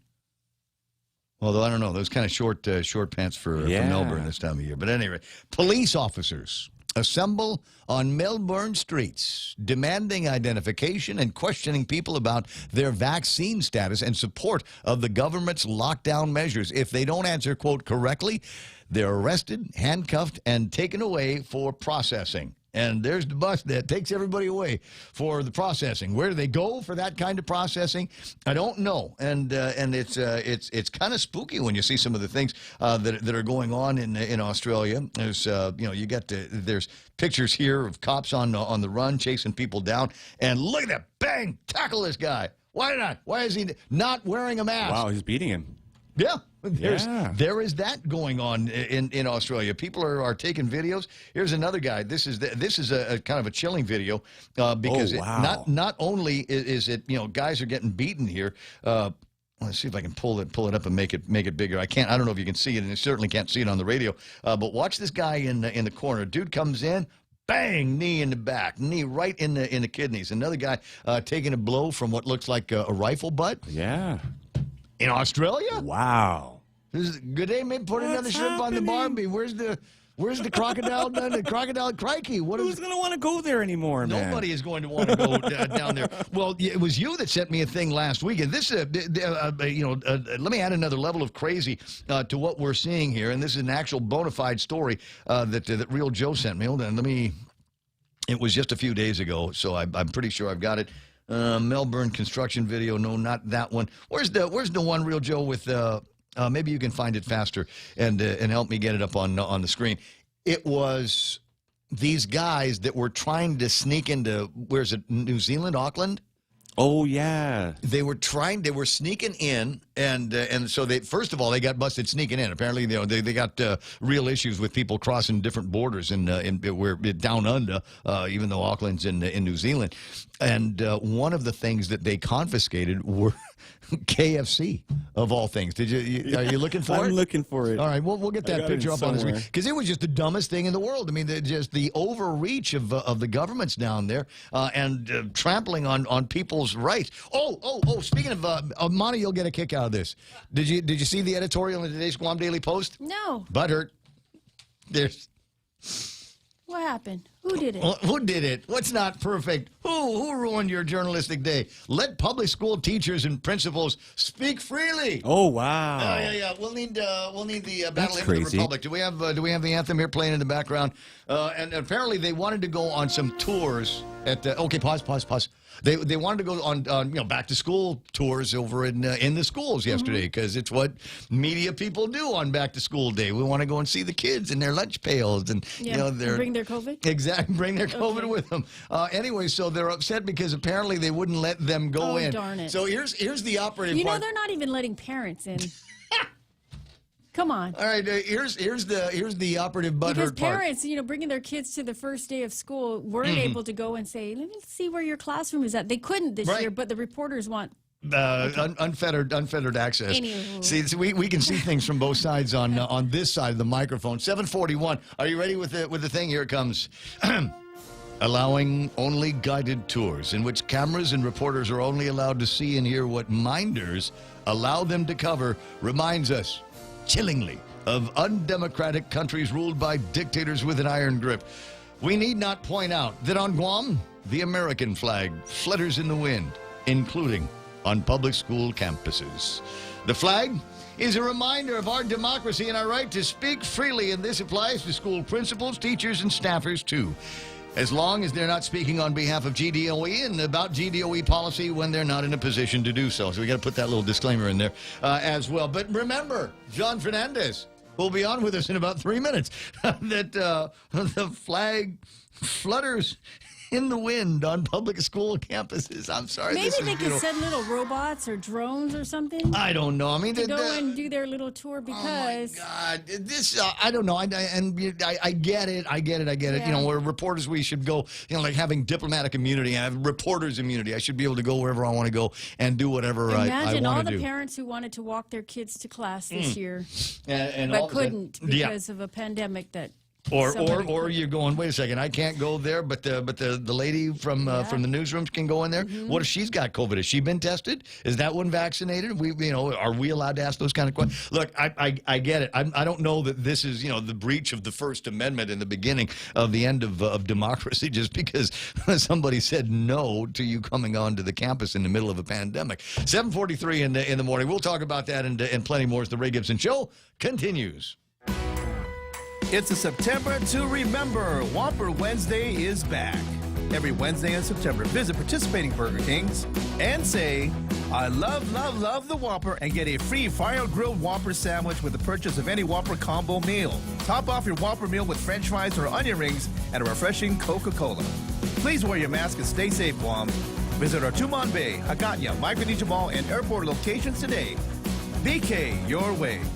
Becoming a homeowner can be a scary process, but it doesn't have to be, especially if you have the right guidance. Break through your fears and go to a real estate professional that will ensure a higher chance of success. That person is Lolita Kamet of RE/MAX Diamond Realty. Lolita also specializes in commercial leasing, land sales, local residential sales leasing, and military and corporate relocation. Don't be afraid. Call Lolita Kamet from RE/MAX Diamond Realty at 688-6743. That's 688-6743. Oh, I got to do a KFC read.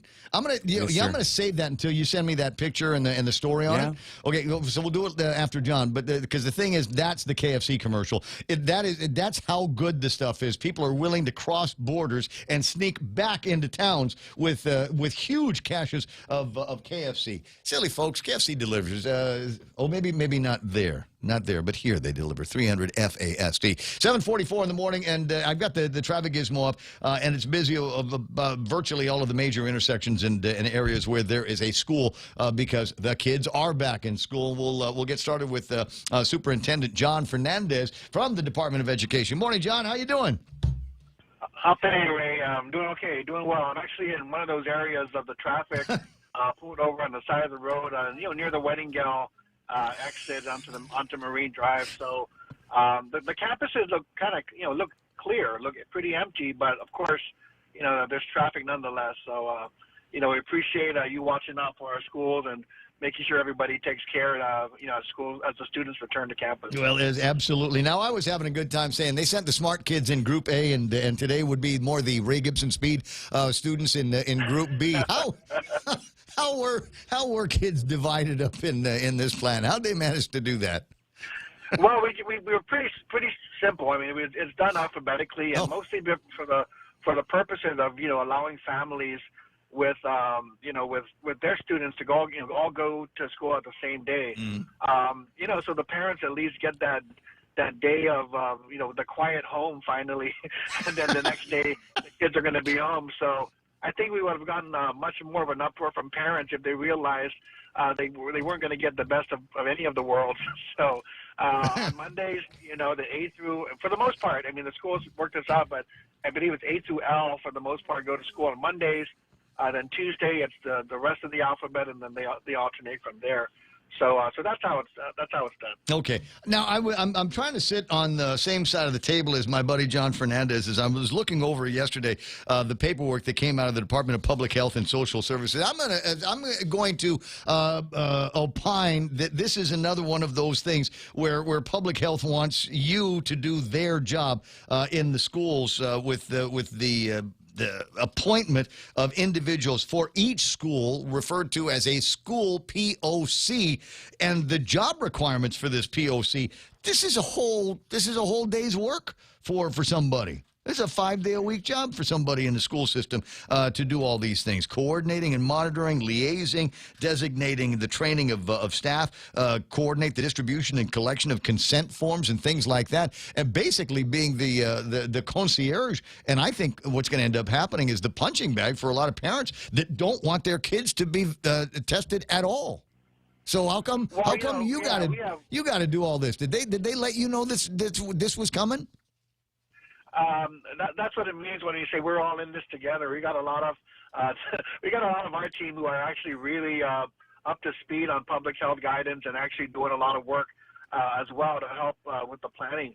I guess the issue is, there are the mandates that the governor has issued that we are looking at how we can comply with these, but there's so many things that make sense, if possible, that need to happen on the school side or are already happening. So I think from the standpoint of all the reporting of cases and the handling of positive cases, our school nurses and administrators are right on top of that.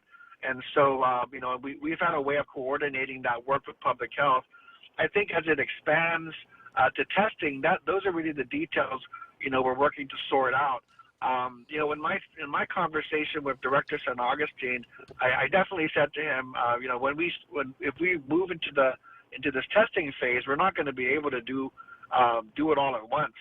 And so, my suggestion to him was, first of all, you have the test kits. We need test kits. That's the first step. But if I were to suggest approach, give the first supply to the nurses and allow them to have the test kits on hand should we have symptomatic employees or symptomatic children who who would feel more comforted having that quick rapid test immediately, so that they know whether or not they need to be concerned or worry about it further. So at least as an immediate support, that's the plan. But I think after that, we're going to get into a more controversial phase of how to address the mandatory testing for employees, as well as for student athletes and all those who are currently required.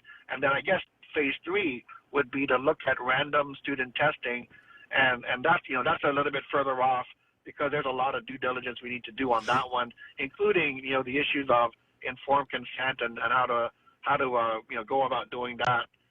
So again, we're trying to do this in phases so we can operationalize this and make it easier to handle. What will happen if I'm the parent of a kid in the Department of Education and we get to that third stage here and I get a note that says, my informed consent and release, and I don't sign it? What's going to happen to the kid? Do they get to keep going to school? Well, there's I think a real important part of the screening and testing, phase, which is when we get to that 10% of people on campus. That really requires an education and awareness, effort, because if it's going to be proactive and it's a way to get ahead of the virus, then we want to do so making sure that it's voluntary and making sure that everybody does their role. So I was just talking to our deputies and said, if we do this, we have to be willing ourselves to participate in the screening, because otherwise people think it's a mandatory, it's a mandate that we're forcing people, and that certainly isn't my understanding of the spirit of the screening and testing. That it should be voluntary, that we should get informed consent, and that if it's a preventive measure, then we have to really show some leadership and make sure that everybody is included in that, is not targeted. at anybody in particular. Yeah. Well, and the security of the information is important as well. But again, getting back into this here. So there, as your understanding is, if a consent form comes back unsigned from a student or unsigned from faculty or staff, then they don't have to test. That's my understanding. I mean, that's something. Of course, we have some time to continue to clarify. But please, my understanding and my initial position is, if you are going to do it, test a minor, that that parental consent is really key. So we'll continue to discuss and see if for some reason I'm wrong. But that's really the type of research and legal work that we need to do to make sure that we're above board on this and that we have a good plan. Well, I don't know. It was 2 weeks to flatten the curve and strive for 5 and everybody get vaccinated. If we get 80%, then everything is going to be lifted. There's not going to be a vaccine mandate, and we're not going to use these vaccine cards as passports to get in and out of places. And all of those things have not come true. We've had the rug pulled out from us time and time again. And I worry that in situations like this, where the understanding in the beginning is that it will still be voluntary, I just worry that there could be significant, the same way I look at the new rules and regulations for vaccinated employees and unvaccinated employees that still need to get tested, and I guess the question that jumps from there is, what are you hearing from your unvaccinated employees? Are they okay getting tested?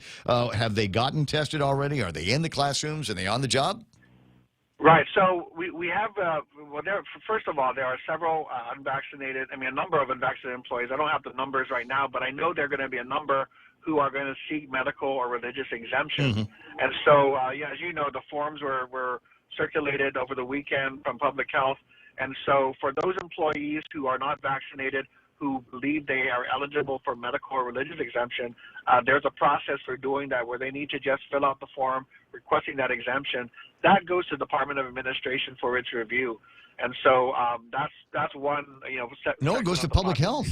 I think they go to Public Health. The signature in the bottom, the signature field in the bottom is Art or the new guy. Yeah, maybe there might be, I think that's something that we need to look at because we were reviewing the DOA guidance. And so if there's a conflict there, we'll need to work that out as well. But it definitely isn't a GDOE, decision on the exemptions. And so as we forward that along to the appropriate agency, that's one way of handling those concerns. I think the second group of questions that we get are, what kind of testing are we going to be doing? And so, right now it's I believe we're going to get the Abbott Binax Now rapid test. I think that's what the supply is. But as you may have heard, that's shifting and going away. So I believe we're looking at a new test that Public Health is looking to procure called Q Health. And so I think that's more of a saliva. I think it's a saliva test. So I think part of it is just worrying about what type of test, and is it is it uncomfortable, is it painful? Oh, yeah. Is it something that so I think that's the second group of testing. And then there's a third group which we want to, we're hearing from that says, I just don't want to be tested or vaccinated at all. Yep. Because it's, it's my body and it's my decision. And that's going to be, a little bit more complicated. And so, again, DOA has issued, guidance on how they are recommending to handle this. And that's something we have to review. My understanding is 26 pages of guidance. Real Joe, do me a favor, find somebody at admin and see if we can get a copy of that. I know that it was out last week, and I was kind of hoping to get it from the usual sources, but I haven't seen anything cross the line. Have you gotten anybody to send their resignation to your desk yet?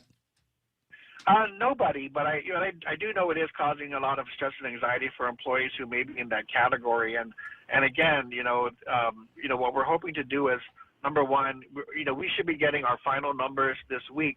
We're a large agency, so the numbers of vaccinated, unvaccinated, those who request exemptions, we should have that by the end of the week, because we gave everybody until Monday to get to have the schools collect, have that information transmitted to Central.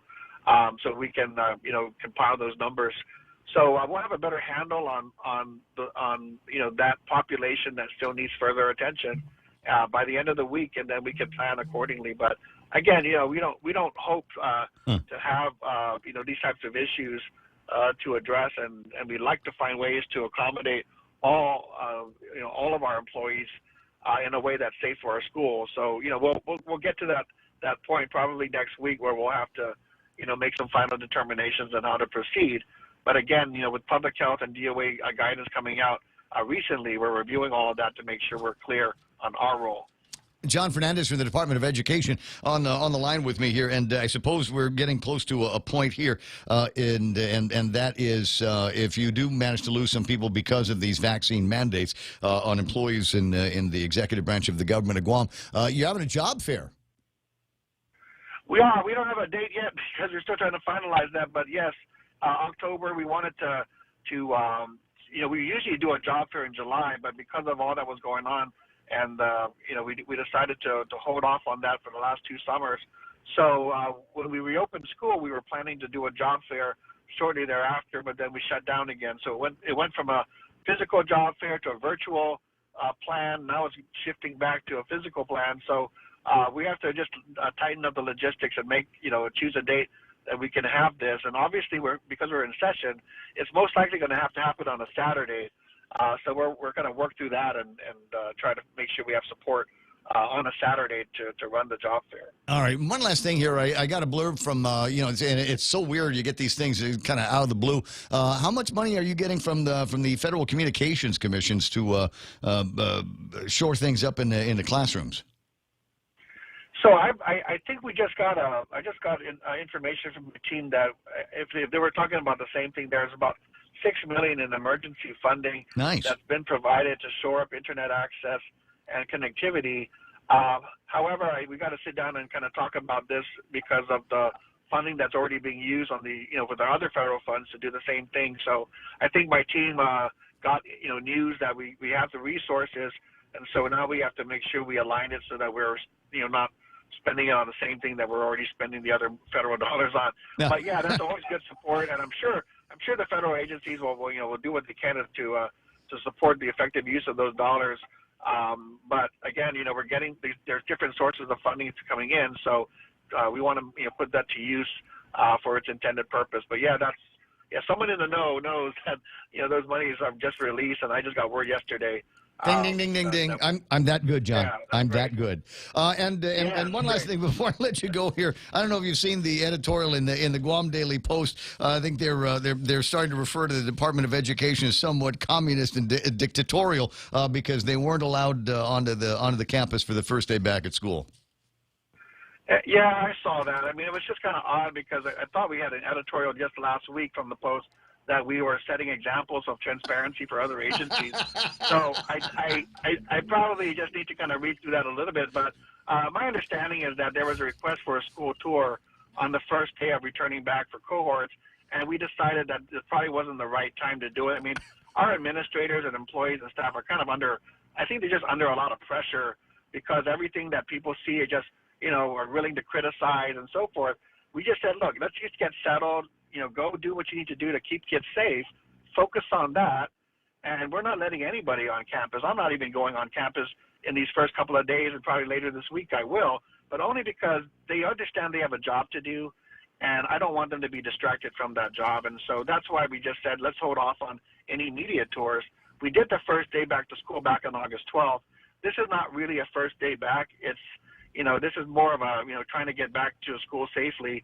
And I really would prefer that we let our principals and teachers focus on that effort. So I understand they wanted to be able to get the principals or employees to feel free to give their personal or unofficial opinions about what's going on. And they certainly are welcome to do that, but just not on official duty time.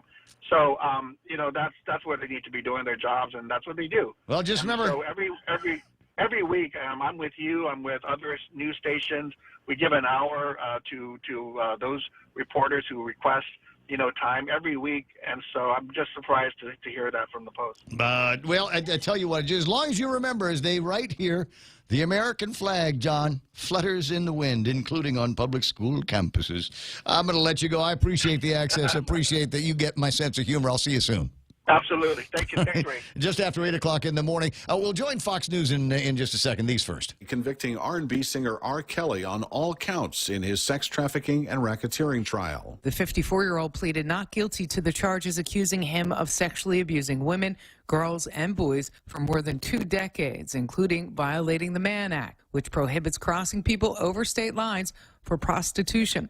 The trial lasted 5.5 weeks. Fox's Michelle Polino. Kelly still faces federal child pornography and obstruction charges in Chicago, as well as state charges in Illinois and Minnesota. The Pentagon says the U.S. has conducted a successful test of a hypersonic weapon capable of traveling 5 times the speed of sound in the upper atmosphere, or just over 3,800 miles per hour. Officials say the test of the hypersonic air-breathing weapon concept was conducted last week. America's listening to Fox News.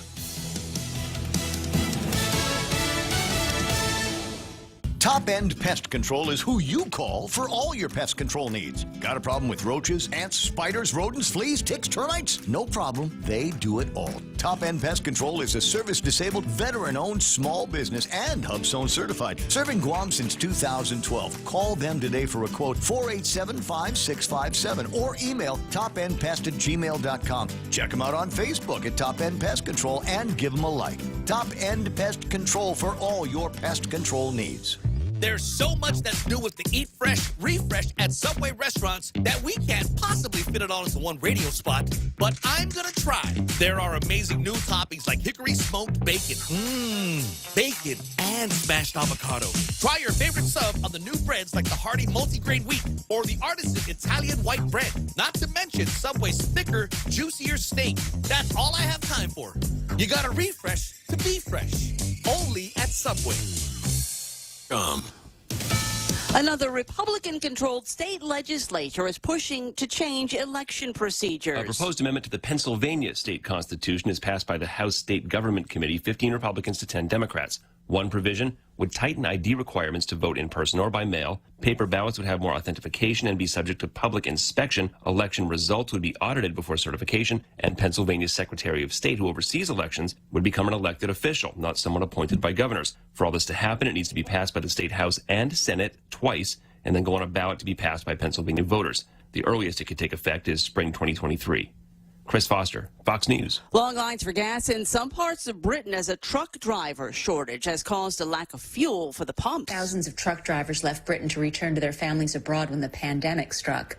Many others have bailed due to Brexit, which has made it too costly and or cumbersome to do business now, they say, with all the new regulations. The UK, which had been eager to take back jobs for Brits, is now begging truck drivers to come back. The shortages are causing office workers in the UK to return to the work-from-home regime in many instances.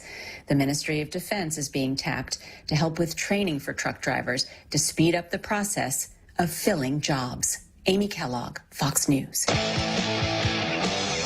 The guitar played by Johnny Ramone on all 15 Ramones albums and at nearly 2,000 shows has sold at auction for more than $900,000. Boston-based auction house RR Auction says the 1965 Maserati Ventures 2 was bought by a collector who wishes to remain anonymous. Ramone, real name John Cummings, bought it to replace his original Blue Ventures 2, which was stolen. It was played at every show from 1977 until his retirement in 1996. He died in 2004. The guitar and other Ramones memorabilia came from a collection of Daniel Ray. I'm Lisa Lacera. This is Fox News. Family Finance has been serving the people of Guam since 1959, and they'll continue to be there for you in the years to come. Whether you're looking to get a personal loan for that summer staycation or paying off those long overdue bills, Family Finance has got you covered. Apply for a personal loan from $1,000 up to $3,900 by calling Family Finance. Agana 475-4545, Upper Tumon at 647-5626, or in Dededo at 633-4473. Family Finance, serving the people of Guam since 1959. Here at Guam Auto Spot, we have the best selection in Buick, GMC, Mitsubishi, and used cars. Like the 2021 Mitsubishi Mirage. As low as $127 per paycheck, 0 down. Or this 2021 Buick Encore. As low as $237 per paycheck, 0 down for 72 months. Call 478-AUTO to schedule a test drive or get pre-approved online at GuamAutospot.com.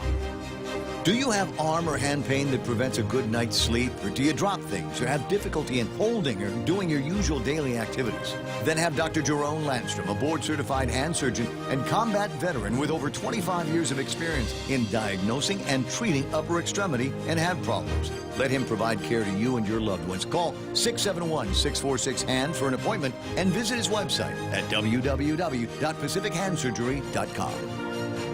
Your local news is brought to you by Nambo Insurance. Skip the line, pay online. It's fast, it's easy, and it's secure. Visit Nambo.com for more information. Today it's 8:06. I'm Mana Silva Tyron with a look at your local news on the point. There were 8 additional COVID-related fatalities reported over the weekend. The Joint Information Center reporting that the deaths took place from the 24th through the 26th. Of the 8 individuals, only 2 were without any underlying health conditions. The rest did have underlying health conditions, but none of the 8 individuals were vaccinated. Meanwhile, the JIC report also includes 288 new COVID cases that have been confirmed from tests collected over the weekend. That brings our total today to 14,536 officially reported cases, 70 people in the hospital with 15 in intensive care. Meanwhile, the community testing continues on a first-come, first-served basis. Old Carnival Grounds opens up this hour and will be open until 12. There's also a clinic that will be held on Friday at the Southern Regional Center. Meanwhile, the vaccination clinic's also being held at the University of Guam Fieldhouse today and at the Micronesia Mall beginning on Thursday. Well, public health continues to weigh applications and requests for religious exemptions, and while they do that, workers who filed such a request will be allowed to go back to work. Public health saying, though, that if you seek this exemption, you're going to have to explain yourself. The Guam Daily Post reporting those seeking a religious exemption from workplace COVID vaccine requirements will be asked to prove their bona fide benefits that prevent them from receiving the vaccine. It was yesterday that all government agencies, line agencies at least, and even a list of private sector establishments were required to get proof of vaccination from their employees. Otherwise, they would have to test weekly for COVID-19. And while there were some exemptions for medical and religious reasons, public health says residents will have to provide supporting statements that indicate the vaccine is against their religious beliefs. As for medical exemptions, they'll have to come with the physician's certification. Employees who submit requests for these exemptions may continue to work while their applications are being processed. Well, more news right after this. Go green, go solar, and save big with Nambo Insurance. When you power up your home with solar panels, Nambo Insurance will pay up to $350 toward your power bill. With Nambo, you can enjoy great savings while going green and helping to save Guam's environment. At Nambo, it pays to go green. Terms and conditions apply. Visit Nambo.com or call 477-9754 for details. Nambo Insurance, proudly serving Guam for over 50 years. Marble property owners are now seeking to drop the suit that they filed against solar farm developers Samsung and Korea Electric. The suit was initially filed over damage to the property that was caused by the runoff after the developers failed to implement erosion control measures in their project. Guam EPA has issued a notice of violation against the companies after it was discovered that it had caused significant damage to the Marble Caves and to the northern aquifer. But in the Post, attorney Mike Phillips couldn't provide the details, but he did say an agreement was reached amongst the parties. No agreement, though, was reached with the Attorney General, who also filed a suit against the companies. Those companies have until today to file their responses in the Superior Court. Meanwhile, there's $12 million that will be coming Guam's way in settlement money from the pharmaceutical suit filed along with the nation related to opioid abuse. A.G. Levin Camacho joined in that lawsuit. He says that the money will be used to help recovery centers on Guam in helping the recovery of individuals suffering from substance abuse.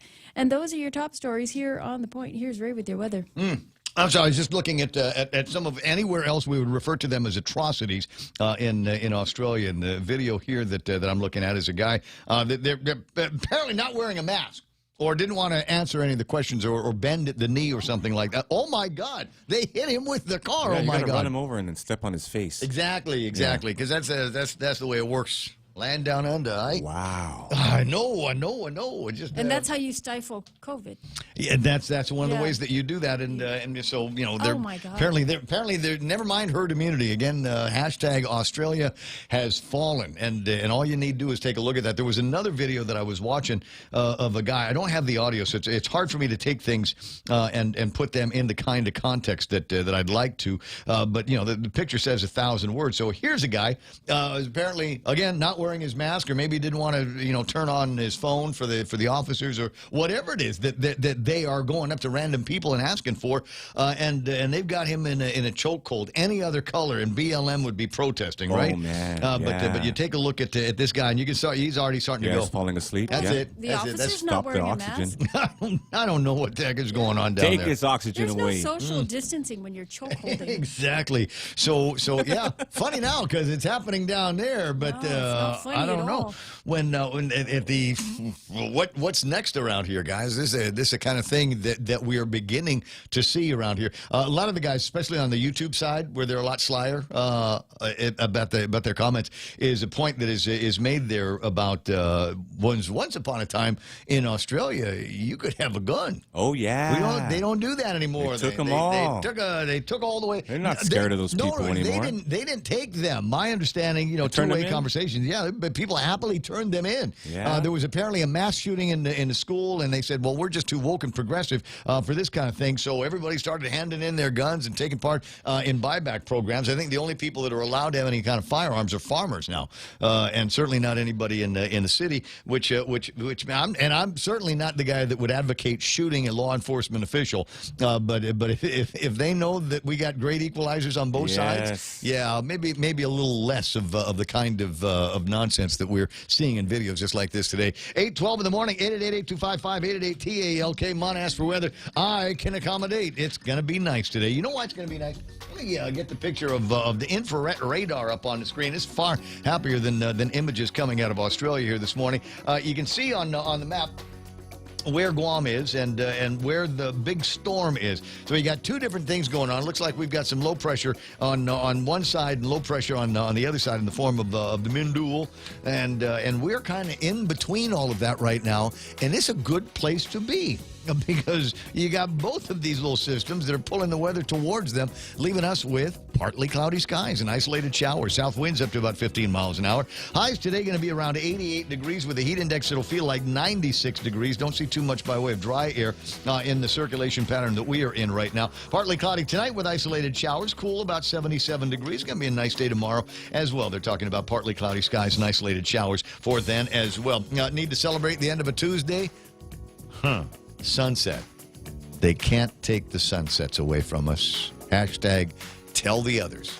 6:12 p.m. tonight. And that's perfect timing, if you ask me. 6:12, and then the sun goes down, and you got about 15 minutes to see whether or not it's going to be, one of those super artistic sunsets. And if it's not in about 5 minutes, then it's still only about 6:30, and you can go and find some other adventures. 8:14. See, there's news and weather together on The Point.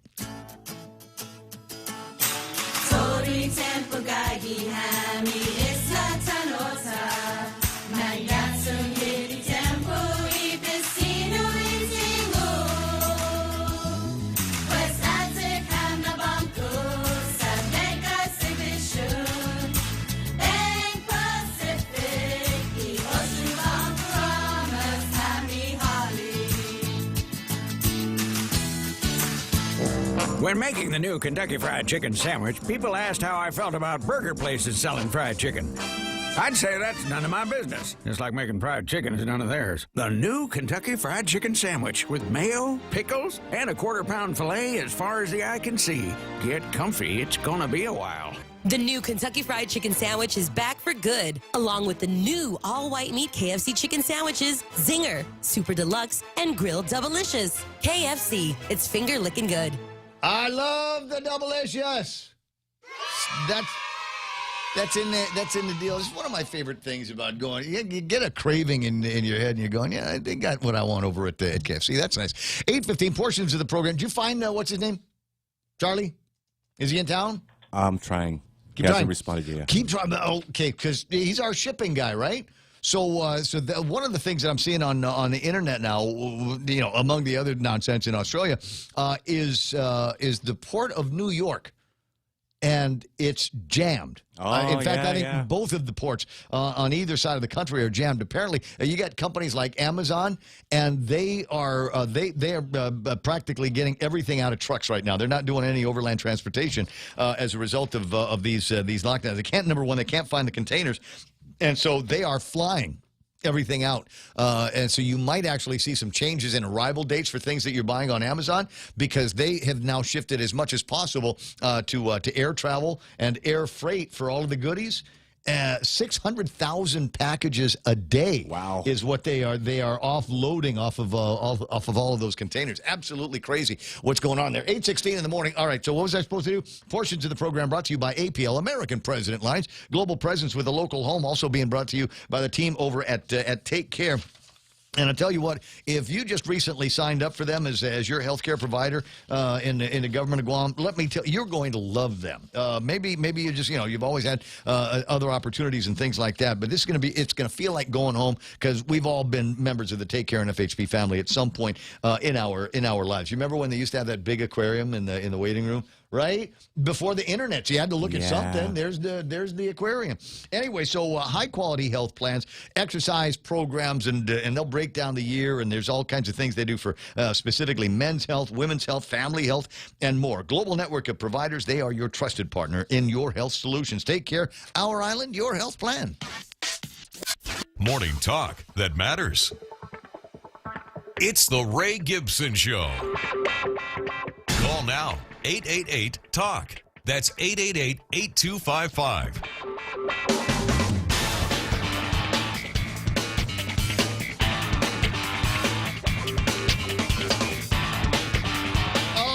Packed, fun-filled program. John Fernandez on the line, and the way it works now, because I know every parent on Guam is all freaked out, at least that will go to attend public school, freaked out at the idea that there's going to be some kind of testing going on. Consent forms will eventually get put out there. Well, what if I don't want to give consent for my kid to be tested? I don't care if it's a pee-pee test or a saliva test or a stick a Q-tip in a nose test. I will be in charge of my kid's health, and if the kid looks like he's sick, I won't let him go to school. But you ain't going to be able to get your hands around my kid and take him to any kind of testing facility, et cetera, et cetera. Hold on to your rights as parents, guys. John Fernandez says, well, right now it's voluntary. Right now it's voluntary. You remember before they said there wasn't going to be any vaccine mandates? No passports? No passports or anything like that. But if I want to go into one of my favorite restaurants or watering holes, I have to show a piece of paper, like a passport, in order to get in, because I'm one of those unvaccinated guys. I don't know what magic number they're waiting for. Apparently, the 80, almost 90% of the population that is eligible for the vaccine has gotten the vaccine. Anybody that doesn't want it doesn't want it. But why should you be worried about us? You already got the vaccine. So I don't know. Somebody try to make it make sense. I'm not the guy. 8:19 in the morning.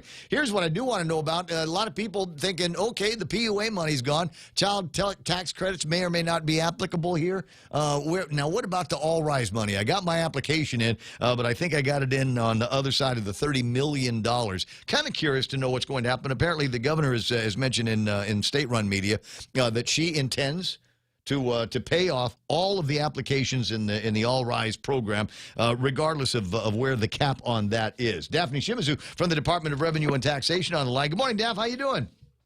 Happy Ray, we're doing well. We're, of course, as you know, we are doing our best to get the RISE program payments out. And as you did mention, yes, of course, Governor has, I think a while ago now, committed to making sure that we do our best to pay out all those individuals who were eligible, who were able to apply. Now, we did receive over 37,600 applications. I believe over 26,000 of those were received online, but we did have over 9,000 applications that were received manually. We have been able to get through those the majority of the manual applications. There were some manual applications that were not processable. Some of them weren't legible. Some of them were not signed by the applicant. Some of them were not complete. So there were quite a few several hundred. I don't have the final count, but for those, they're not even in the system. But for people who applied online, you can actually check the status of your application. If it is a status or if it was processed, you could check the status of your application at myguamtax.com, and that went up a few days ago. And so, again, you can check the status. What we're doing right now, Ray, is we're working to pay out all of those A-status applications. We have paid out A-status applications through September 7, is what I understand. And so if you had an application and you filed it between September 1 and 7, and your application was A-status, already payment should have been processed for you. And if you had an error in your application, any applications with errors we're going to work to address after we've paid out all of the A-status. The status applications. So it's not as though you filled it out wrong or some of your information was missing or we transposed some numbers here. You're going to work through them and to the highest degree possible try to make it so that all of the people that filed applications can get compensation.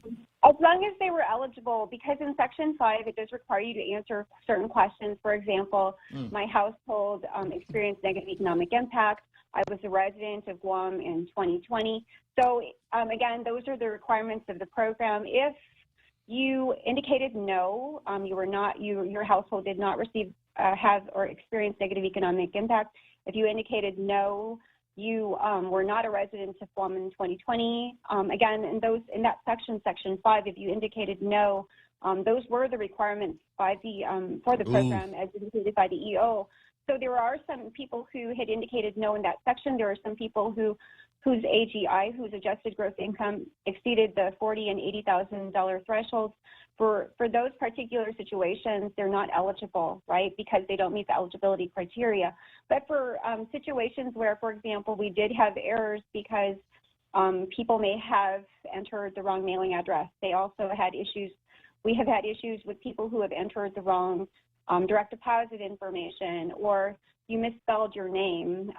Those are some of the things we're running into, and those ones are likely going to be able to be addressed. But again, those are things that our review committee is going to be working on. We have over 60, I thought it was 67, but I think 6,800 now applications that are in suspend status.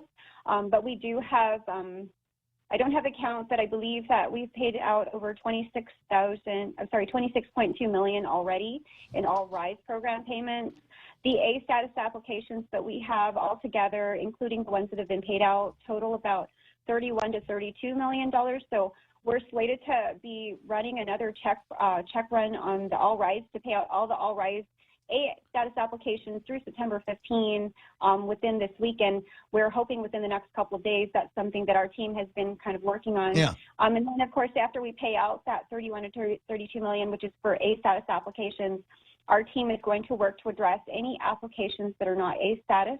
And again, we did have quite a few applicants who submitted an application, but they didn't have a validly filed and processed return. Our team has been processing like the wind. We have been processing returns. So we went from, I think, mid-May, and then we hit, I think in this last week, we were up to like early June. And now I believe we're either in late June or early July. So we are processing applications as quickly as we can for many reasons, for the for the EIP, for the purpose of refunds, also for the purpose of the All RISE, because if you don't have a validly filed and processed return, you can't get the All RISE.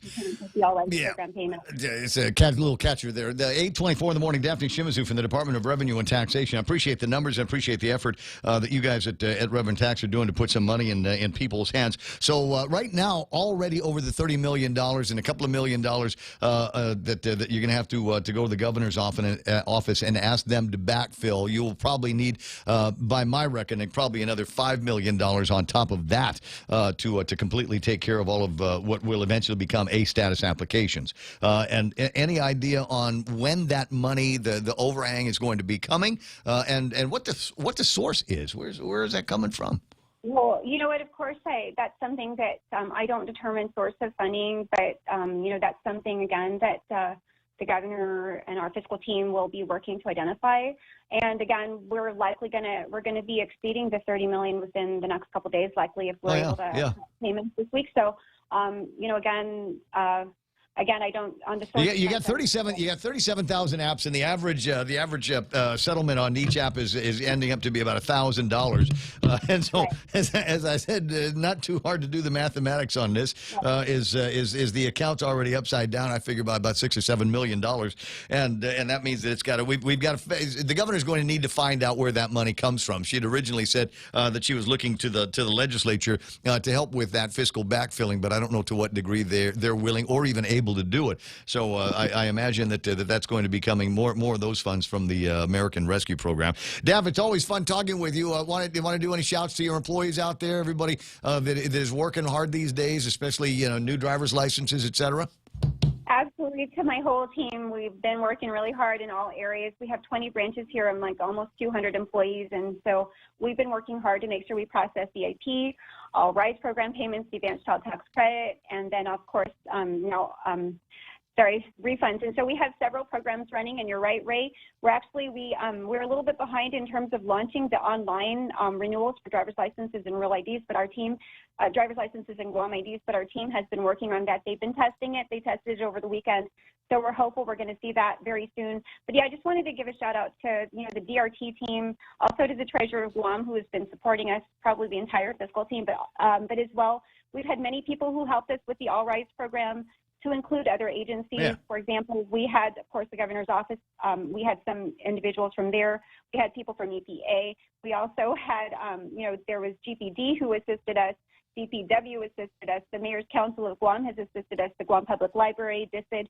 So this was not an effort only, that was undertaken by our agency. It took a lot of work with other agencies and other, of course, other organizations. Oh yeah, well, the Treasury, et cetera. I think I even think the Guam Hogs were helping out. Last time I passed by Reverend Tax, there were a bunch of guys from the Hogs they were all across the street.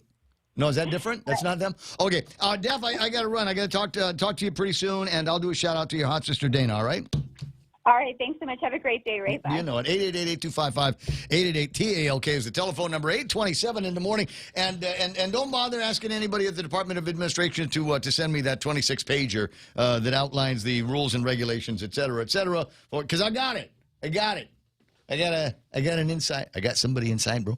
And Pretty Lauren sent this to me. I'm just, it's 26 pages. And before you start going, and I'm sorry, I'm capable of doing it myself.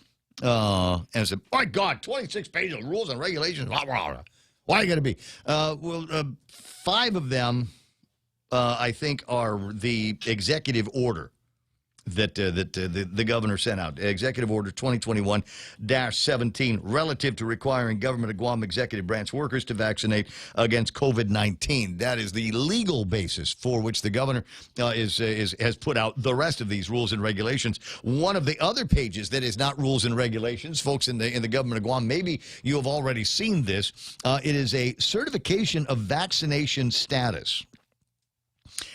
Now, I don't know if this is self-attestation here, but it asks you today's date, what department, what's your title, signatures, phone numbers, emails, etc. Instructions. Please fill out the information above and check mark your vaccination status and submit directly to your department's vaccination status coordinator. Well, who got that job? And can I get a truck? The vaccination status coordinator. Come on, man. The big Nissan Frontier. What do you say? Pathfinder. Get me one of those. Got to do this, and then they got some dates on it. The information you provide is confidential. If you can neither be vaccinated nor tested on a regular basis due to medical reasons, such as disability, please check mark I decline to be vaccinated and contact your coordinator to request to be considered for exemption. Your request will be forwarded to the Department of Administration's Equal Employment Opportunity Specialist for review. If you are not fully vaccinated at the time of filling out this form, please be advised that the coordinator will be contacting you on a weekly basis to inquire if your vaccination status has changed. We appreciate your cooperation. All right, now this is the way it works in my head. Find out who your coordinator is and figure out what it is that they need to take care of you. Know what I mean? Remember the old bumper sticker, ass, gas, or grass? Nobody rides for free. But one of those things is going to appeal to your coordinator. And maybe, I'll check with you next week, bro, if anything. Right? If anything. You know, they got... Dude, I mean, a 12-pack of beer, bottle of Johnny, right? So, you know, anybody can be bought. I'm not suggesting that people are like that. So here's your choices. I am fully vaccinated. Employees are considered fully vaccinated when they have received either a single shot of the Johnson & Johnson or the 2-shot Pfizer or Moderna series. Please provide proof of vaccination, such as a copy of your CDC card or from your medical provider to our department-appointed vaccination status coordinator. Then there's a space for that person's name. Your information will be confidentially maintained. So I guess this is not self-attestation. There's another one. I am not yet fully vaccinated. I am responsible for coordinating with my supervisor and may be granted administrative leave up to 3 hours for this purpose if done during working hours. Yay. I have not been vaccinated and opt to submit to PCR or antigen testing once weekly. And then the last one. And I think this is the one that's going to be interesting. I'm wondering how many guys are doing this one. I decline to be vaccinated, and I decline to be tested for COVID-19 once weekly. I mean, if you check that, is that the same as I hereby resign my commission? I am aware that I may request to be exempted as indicated by the instructions. However, I do not intend to seek exemption, or I am not approved for exemption, and no accommodations may be made for me. I will be subject to disciplinary procedures, which may include disciplinary action. So that is a working part of what Senator Frank Blas Jr. Was railing on this time last week. Yeah, there's a piece of paper, and it's so simple, even a caveman can do it. And for heaven's sakes, it's only 26 pages long worth of policy and agenda items from inside the government of Guam. So how about that? There you go. I'll take a look and see what the rest of it might entail. This again from the Department of the Administration. 8:32 in the morning. Mon, are you about ready for that last look at news and headlines? Or did you want me to pick up on another topic here? Are you thinking maybe I got the juice to throw in? What's the topic? Of course you're going to ask me. Okay, no. What is your lucky number? All right. Now I don't know if it's a lucky number. I know that they've got movies about that. Isn't there a Nicolas Cage movie where he's got this number and he sees the number all the time, and then it turns out to be the end of the world and his kids go off to another planet? Yeah. That is the movie, right? I think so. Okay. Dennis Benzer's yelling at the radio going, wrong again, Gibson, wrong. Okay, Shawshank Redemption. But now my daughter, I don't know who put it in her head, but somebody said, just be on the lookout for yellow cars. And now she sees yellow cars. And she slaps you. All the time. No, she doesn't slap me. She just says, well, there goes another one. And I'm going, well, the yellow, it's a primary color. Yellow. It's not like, you know. It's knowing. The movie is knowing. Is it knowing? Yeah, Mark said so. Okay. But it's a game. They play the game. And was it like Slug Bug? it's almost like Slug Bug, but when you see a yellow car, you're supposed to knock the other person. Yellow. Yellow? Yellow. Yeah, punch him in the arm. And then it gets very aggressive. Very aggressive. So I should be wary that my daughter you might. should hit her first. Okay, gotcha. Okay, I think I understand where this is going. Headlines with Mana coming up next.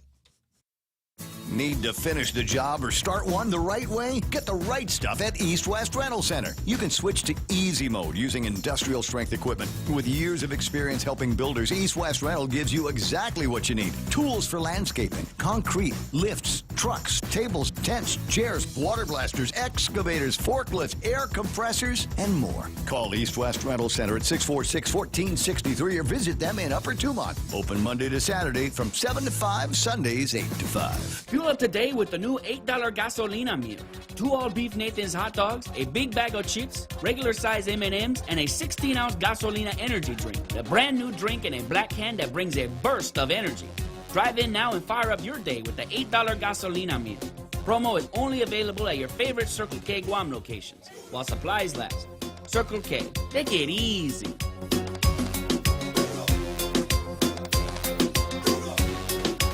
Guam Auto Spot has the best selection in Buick, GMC, Mitsubishi, and used cars like the 2021 Mitsubishi Mirage starting at $127 per paycheck. 0 down. Call 671-478-AUTO to take a test drive or get pre-approved online at GuamAutospot.com.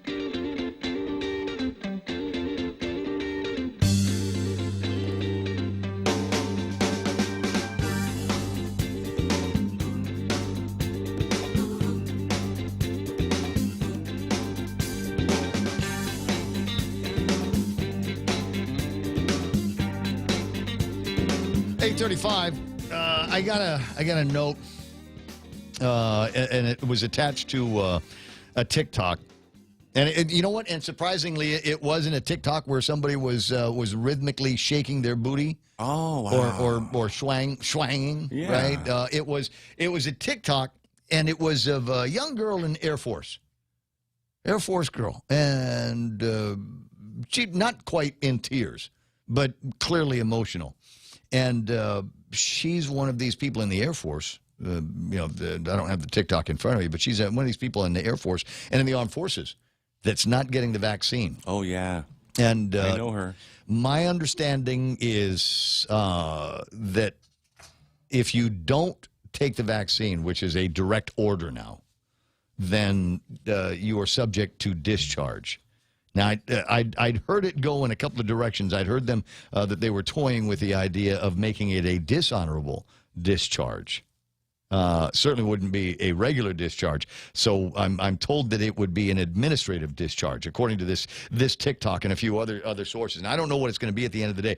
Point is that many of us have people in our families that are in the military or associated with the military, and these mandates are affecting them.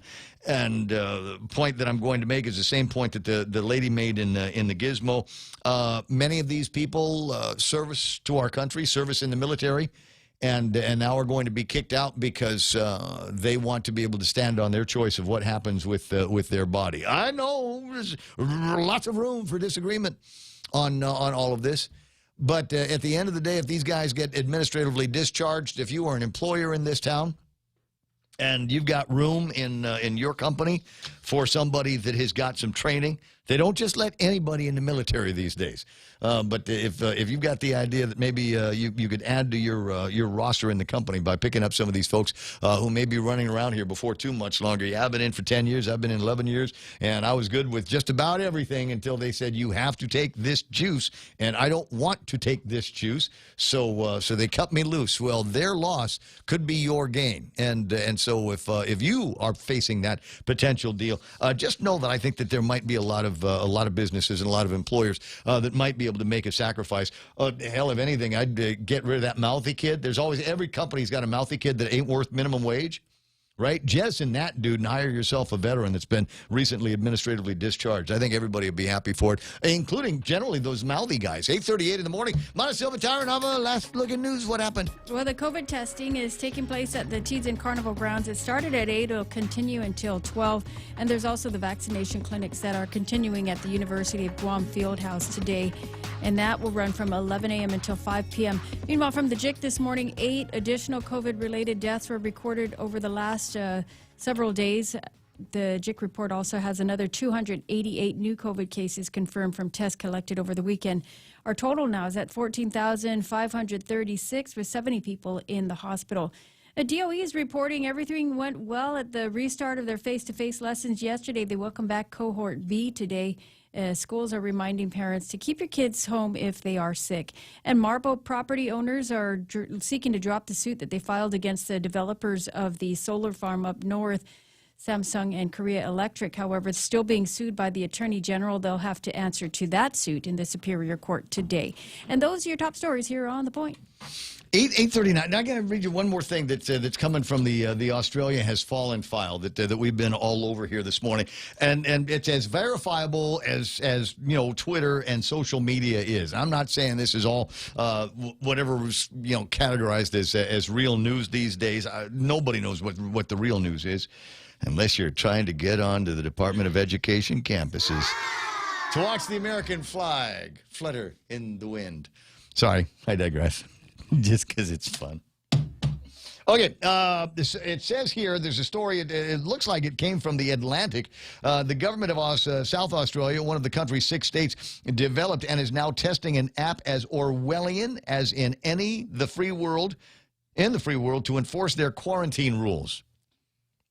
You just know there's somebody at Public Health that's going, okay, yeah, and?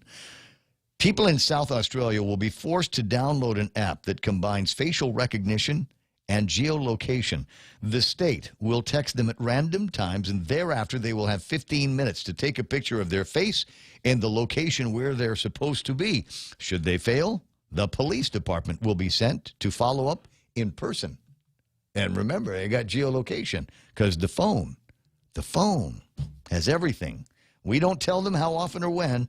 On a random basis, they have to reply within 15 minutes. This is Stephen Marshall, and there's obviously more to that story that's not in this picture. But again, keep coming back down to it. You say, is that where we are headed here? But 87% immunity with the vaccine, I don't know. I'll tell you what, I think the day that somebody says that I got to have that app on my phone is the day that I don't have a phone anymore. You want to get a hold of me, I'll be on the top of a mountain with smoke signals. 841, Ray Gibson Show continues after these. Raise your glasses for a toast because First Hawaiian Bank now turns your meals into a reason to celebrate.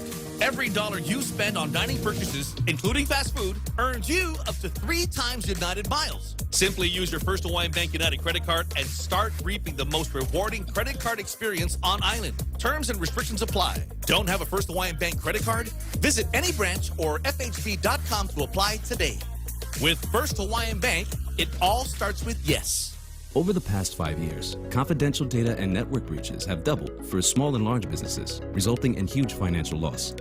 At GTA, our multi-threat security bundle is a cost-effective solution monitored by our team of experts, ready to detect known malware and stop new evolving cyber threats before entering your network. Protect your business with confidence and call 671-644-1000 or visit gta.net/enterprise. GTA, we start with you. All right, here's the story I was looking at. Did you say I've got a KFC ad I got to do at some point? No. Okay, I'm going to do this one anyway because it's a fun story. A man caught smuggling KFC into lockdown hit Auckland. And there's the story, and there's a picture Real Joe sent me last week, and it is, no, I don't want to register. It is a picture of a police hood or bonnet. It's a bonnet, right? It's is that a what bonnet. they call it down there? Yes, mate. Anyway, so it's and you've got bags and bags and bags and buckets and buckets and buckets of KFC. New Zealand police made a bizarre arrest after a pair of alleged gang associates were caught trying to enter Auckland with a boot of KFC chicken and tens of thousands of dollars. The men were charged with breaching the country's COVID-19 rules under Auckland's strict level 4 lockdown. Restaurants, including takeaway services, remain closed.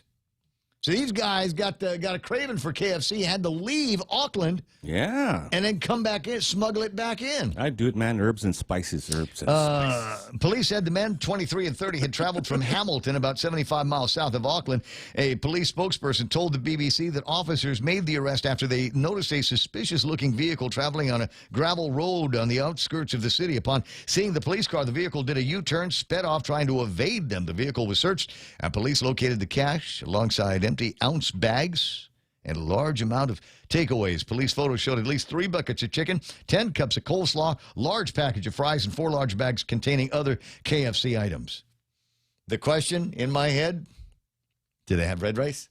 No. Do they have red rice in Auckland? No, they don't. Frank, come on. It's unclear whether the men intended to sell the food or they just hoped to use it as a distraction if they were to be pulled over. That, in my friends, amazing story, and I'm sure that the colonel somewhere is out there very, very happy about the idea that these guys are now getting a little bit well known in the criminal justice system because they were craving some KFC chicken. 8:44 in the morning, the Ray Gibson Show. Until it's not going to be, we'll pick up on Trina probably after these. What do you say? I say go. You know all those amazing photos and videos saved on your camera roll capturing your love for Guam? We want to see it. Log on to visitguam.com/Instagram to submit your best moments for a chance to win weekly prizes. The Guam Visitors Bureau will choose a weekly winner, so share your love for our island paradise now and win. Brought to you by GVB. Thank you for making Guam a better place to live, work, and visit. Leah Dunca from Security Title here with a little information about trusts. A trust is a legal entity capable of owning property. It can protect property from issues such as lawsuits or divorce and can be used to distribute property and avoid probate. Many trusts start as revocable but become irrevocable when the initial trustees die. Work with your estate planning attorney to see if a trust is a good fit for your family property. Call the professionals at Security Title. We are here to help. Somebody get me the list. I need the list right away. Right away, sir. I need the list of toppings over at Biology. Oh, boy. Because that's going to be my goal. I know it is. That's good, but it's going to be my goal. I want to be able to get the list from over at Biology. Do you think they got an app? There's an app, right? Where we can tell them what we want on the pizza thing that we ordered. Yes. So I can, like I was there and they build it for me and then I can just pick it up. Because we were talking earlier today about what has got to be the goodness of a taco pizza. Not a pizza that tastes like, not a taco that tastes like pizza, but a pizza that tastes like tacos. So what ingredients would we use at Biology in order to get that done? Inquiring minds want to know. Well, solve the mystery with a quick trip to Biology. Grab yourself a couple of pies, and then you get a 2-liter bottle of Pepsi when you were dining into the place. Lots of different ways to enjoy Biology, including fundraisers. They're back. 10% of the proceeds. If you want information, send an email to champ@biologyguam.com.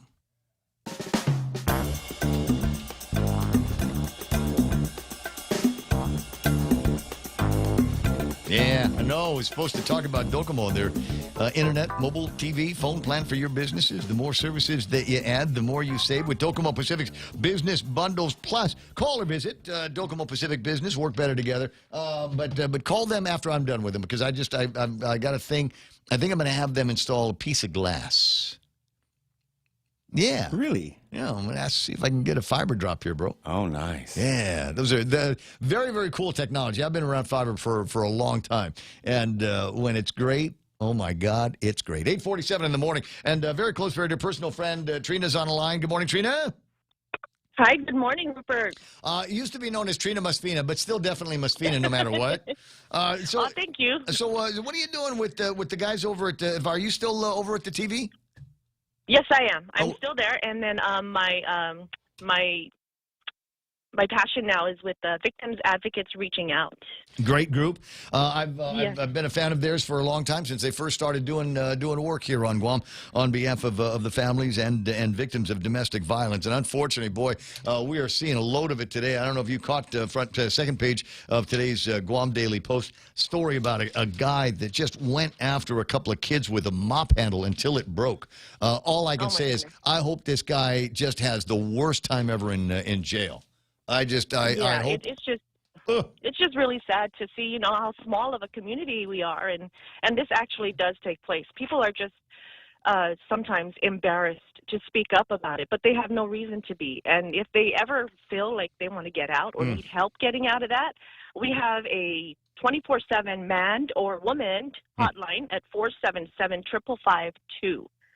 So call that if anything, if you need us. We're here for you. Because for nearly 40 years we've been around providing these services. Well, I remember. I did interviews with the people in Vero when they first opened up. And like any other organization on Guam, an organization of its kind, from time to time they could use a couple of bucks. And so there's going to be a fundraiser for all of October, right? Absolutely, and it's the virtual 2K, 5K family walk run against domestic violence. October is National Domestic Violence Awareness Month. So if you go to, you can only register virtually online at guamtime.net. And early bird registration is $20 through next Thursday, October the 8th. And then after, it'll be $30 throughout the month of October. So what it is you register online, you do all that thing, and don't forget to fill out your dry fit T-shirt size. And you'll need to download a personal mileage tracker on your phone. Some of it already comes stock if you have a Samsung or an Apple phone. Yeah, just Strava or if workouts on your iPhone, and you can just click on Open Run, and or I think you can actually program these things and just say, okay, I want to do a 5K or a 2K or whatever, and then press go, and it'll let you know when you're finished. Yes, absolutely. And when you are finished, whether you finish before or at the end of the month, you can go ahead and submit those the screenshots or the miles that you've accumulated, and then just email it to us. The email is available on guamtime.net, and then just send it in. And then after that, well, you get a phone call or an email to say when you can when and where you could pick up your shirt and certificate. We were really, Dr. Judy Wampat was actually, we were all trying to do this as an in-person, but given the recent number in cases, we out of wanted an to do abundance, that. So out we're of an doing abundance out of an caution. abundance of caution, yes, absolutely. Yes, so, and also, Vero would like to call out our corporate family here on Guam to assist us in supporting Vero. And what this money does is this allows us to continue to respond to the victims of domestic violence, violent crime, and trauma. And the donations will help them in a safe place, provide food for them, and the necessities they need while they're under our care. And if a cash donation is made, we're going to recognize that company or organization by putting your logo on the back of our shirt. Oh, very cool. All right, so we haven't gone to the printers yet. All right. So let me give a piece of advice. Not tonight because it's still September, but next week, get yourself signed up in the next couple of days. It doesn't cost a whole lot, and we'll get you a shirt. And then what I want you to do is go hang out over at Southern Mountain Gear.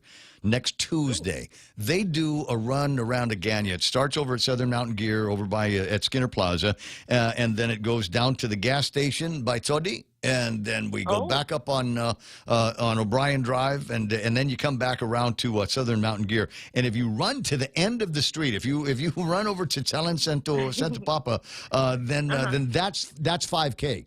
And the cool thing is, you've got the virtual 5K taken care of, so you've got that done, and you get to meet some really, really groovy people. I mean, who knows? You might get involved in hiking, rappelling, just goofing off with some nice folks. And they usually will run over to Carabao for refreshments at the end. So unlike a regular 5K, you got to wake up in the morning. You can do this early in the evening and end up with a sando or some lamb. I think they've got lamb. I think they might still have Wow, that's so cool. Thanks for that. No. And like I said, you just knock the thing out all at once. Yeah, absolutely. And awesome. Southern Mountain Gear does not charge. I don't want to say it's a guided run, but you won't be alone when you do all of that stuff. And the most exciting part is there's certain parts of Anigua, it's kind of wildlife zone. Yes. So much fun. 8:52 in the morning. Trina, for more information. 477-5552, or they could email me at trinasanagustine@outlook.com. What's guamtime.net? That is a website, a new website that has been launched earlier this year. And what they do is they create a platform for people who want to host 5Ks, concerts, or whatever, and they just go through them, and they just plan it and take care of all the virtual stuff for them. Cool. How interesting is that? I'm looking at the screen right now. We are your source for Guam events, music, and sports. And unless I'm too far off, that looks like it might be either a Bang of Guam run from a Once Upon a Time. I might actually be in that picture if I look hard enough. And some other gizmos. So in fact, there it is, Vero Virtual 2K 5K.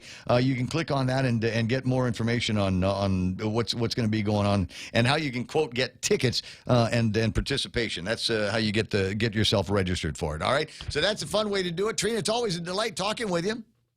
Yes, thank you. You're so gracious with us at Vero, and thank you so much to Choice Broadcasting. Yeah, well, I never say no to you. So there's that. I'll give it a few more plugs all the way through the month of October, and you're welcome to come by and spend some time on the radio talking about it. Absolutely, I'd love to. Thank you. All right, I'll see you pretty soon. There's Trina, and then you'll find out why we call her Masfina. 888-825-5888-TALK, 8:55 in the morning. And where else do we get to go today? What are some of the other big deals? Well, let me just check in while I got a couple of minutes with the boys. And the girls occasionally at YouTube. We got the Howard Experience there, Island Smooth, Typhoon, and let me see, Raw 671 Honey saying off a day. Let me see, Walter Gray is there. What's that Howard Experience? Marty's for Life. And I agree, farm to table is the way to go. Experience is what the consumer seeks. Build it, and they will come. And there's Rico Blancaflor. Spends time in between the Facebook and the YouTube because you don't want to miss anything on the YouTube side. These guys are kind of fun. Plop Lop. What's up, you chronics? That's a good thing? Real Joe? To be called a chronic? Man. Why are they trying to test asymptomatic students? Okay, two schools of thought. And maybe we'll get Macris in on this. Although Macris is going to say, the hell are they testing students for at all? If I know him right, 8:55. The idea is you want to test a lot. So everybody comes in on Monday, and you test everybody on Monday. And if anybody is test positive, you get rid of them. Okay, you're out. You're out for a couple of weeks. Go and maybe get another test and verify whether you've got COVID-19. And if that's the case, isolate, quarantine, and come back when you're all done. In the meantime, we're going to sanitize your desk and make everything that you touch smell like Clorox. Or you've got a negative test, which means that you're clear. You're good to go all week long. It's going to be fun. Okay, go out and have a good time over the weekend. Come back. We'll do another spit test for you in the morning. So the idea is rapid testing, so we identify people like right now, so they don't have days and days worth of shedding the virus on everybody. And I hope you heard me emphasize the DD in shedding the virus, right? Then there's another approach where you say, well, we only test symptomatic people. That's we'll do all of we just wait until somebody shows up and they've clearly got a booger, and those are the ones that we're going to test. Because you can see it in real time. But then again, you know, the great mystery, mystery of this disease is that you can give people, you can spread COVID-19 without actually having the symptoms of COVID-19. It is the perfect predator disease, is it not? Certainly made way to make it the perfect predator pandemic disease. And the conversation about overreach is not just one that we have here on Guam, out of Honolulu, and they got a group there. Time to end the governor's coercive exercise of executive rule, and this is being put together by a guy named Kelii Akina, the president of the Grassroots Institute of Hawaii. And these guys have been trying forever. I mean, since the beginning. They're the kind of people would be like the mustache, right? They go, okay, here's the law, and here's what we can do to, without a signature from a governor, end all of this nonsense. And then they're surprised when nobody does it. At least I'm surprised when nobody does it, and I don't know why. But maybe in the next hour, I'll read you what his editorial contribution is these days. It starts with the words, pressure is building. And you can take that from anywhere, and virtually anywhere in the country where the pressure has been building all of this time. And you wonder where it's going to end or how it's going to end. And I don't know. I mean, we watching what's happening with the videos out of Australia. I'm absolutely fixated on that, guys, because I've been to Australia. And I've, like anybody else around here, we've got Australian friends. I mean, John Bent just had a birthday, the guy from Guam Tropical Dive Station. You remember him and Paula? And I've got friends actually in Sydney, and I'm wondering, you know, what their life is like. But I'll put a little bit of balance on this. I've got friends in Hong Kong, and I will from time to time send them a note and just say, hey, because they're that. Hey. What's it like for you there? We hear the Chinese are really cracking down on you, and they're like, yeah, I can't hear you because I'm at the beach and we've got techno music blasting out loud, and I'm drinking mimosas at 9 o'clock in the morning. Can you check me later, bro? Is what I'm getting. So I sometimes don't know. Of course, my buddy Jim Bigley was sending me video once upon a time. He was on his way to work one morning, and happened on, what was it? It was a burning bus that I think some demonstrators and protests had lit a fire on the roadways to cause their own little ruckus, their own little sting. Anyway, lots to talk about. I will finish the sentence that starts with "pressure is building" from the guys at the Grassroots Association in Hawaii. Plenty of other items in the table of contents to talk about. We might go backwards a little bit and tell you what other people have said to us, and we might look around and see what some of the other media is talking about these days. In the meantime, keep your radio right where it's at. 93.3 KUSG Hagåtña. This is The Point. Stand by for Fox News. I'm Lisa Lacera, Fox News. Senate Democrats have failed to advance a measure that would begin debate on a bill that would suspend the debt ceiling and avoid a partial government shutdown. Before the vote, Majority Leader Chuck Schumer blasted Republicans for their planned rejection of the bill. The consequences of a default would be, in the words of Secretary Yellen, catastrophic. The best case scenario is the best case under this awful situation is that our country would fall into another recession. Unless Congress acts, the shutdown would take effect later this week. The bill would have funded the government through early December. R&B singer R. Kelly found guilty on all counts in a sex trafficking and racketeering trial in New York City. He was accused of running a criminal enterprise out of Chicago that recruited women, many of whom testified that he sexually assaulted them when they were underage. Mr. Kelly once said, "I'm no angel, but I'm no monster either." I wholeheartedly disagree with that. Homeland Security Special Agent Peter Fitzhugh, Kelly's sentencing is set for May 4th. He faces similar charges in Illinois and Minnesota. President Biden got his third COVID booster shot on live TV this afternoon, and he urged others to do the same. The FDA, the Center for Disease Control and Prevention, the CDC, looked at all the data, completed their review, and determined the boosters for the Pfizer vaccine, others will come later, maybe, I assume, but the Pfizer vaccine are safe and effective. Last week, the CDC gave the green light to boosters for those over 65 and those at high risk, and younger people in high-risk jobs should get a third shot. South Korea's news agency says North Korea has launched at least one projectile into the Sea of Japan. Pyongyang's UN ambassador says no one can deny North Korea's right to self-defense and test weapons, given what he called hostile policies. America is listening to Fox News. Here at Guam Auto Spot, we have the best selection in Buick, GMC, Mitsubishi, and used cars. Like the 2021 Mitsubishi Mirage, as low as $127 per paycheck, 0 down. Or this 2021 Buick Encore, as low as $237 per paycheck, 0 down for 72 months. Call 478-AUTO to schedule a test drive or get pre-approved online at GuamAutospot.com. Half a day, this is Honey. Here at APL, our expertise and extensive network can help you grow your business and reach out to more global markets. As a responsible carrier, APL is also committed to a sustainable future, whether it's protecting the environment or investing our efforts in giving back to the community. Our dedicated teams in Guam, Saipan, and on U.S. mainland are here to support you. Call 588-4651 or visit apl.com.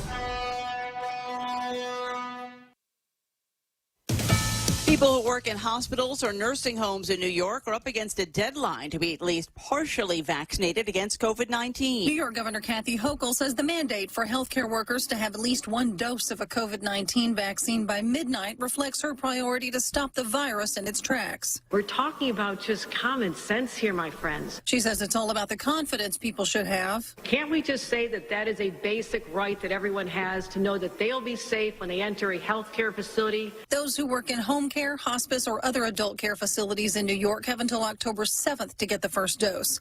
State Labor Department officials say healthcare workers who lose their job because they refused vaccination will not be eligible for unemployment unless they have, quote, a valid doctor-approved medical accommodation.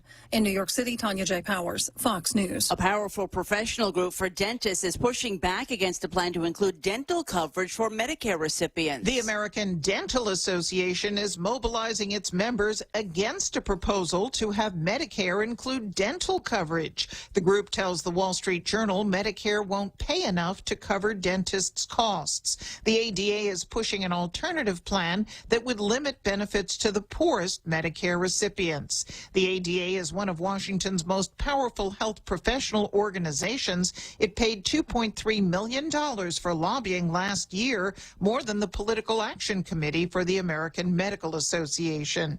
Jenny Coselda, Fox News. View hosts Sonny Hostin and Anna Navarro, who were pulled off the set Friday, moments before a live interview with Vice President Harris, say their COVID test results turned out to be false positive. None of the View hosts came into contact with the Vice President, with the other hosts having to scramble to kill time while the interview with the Vice President was set up remotely. I'm Lisa Lacera, and this is Fox News.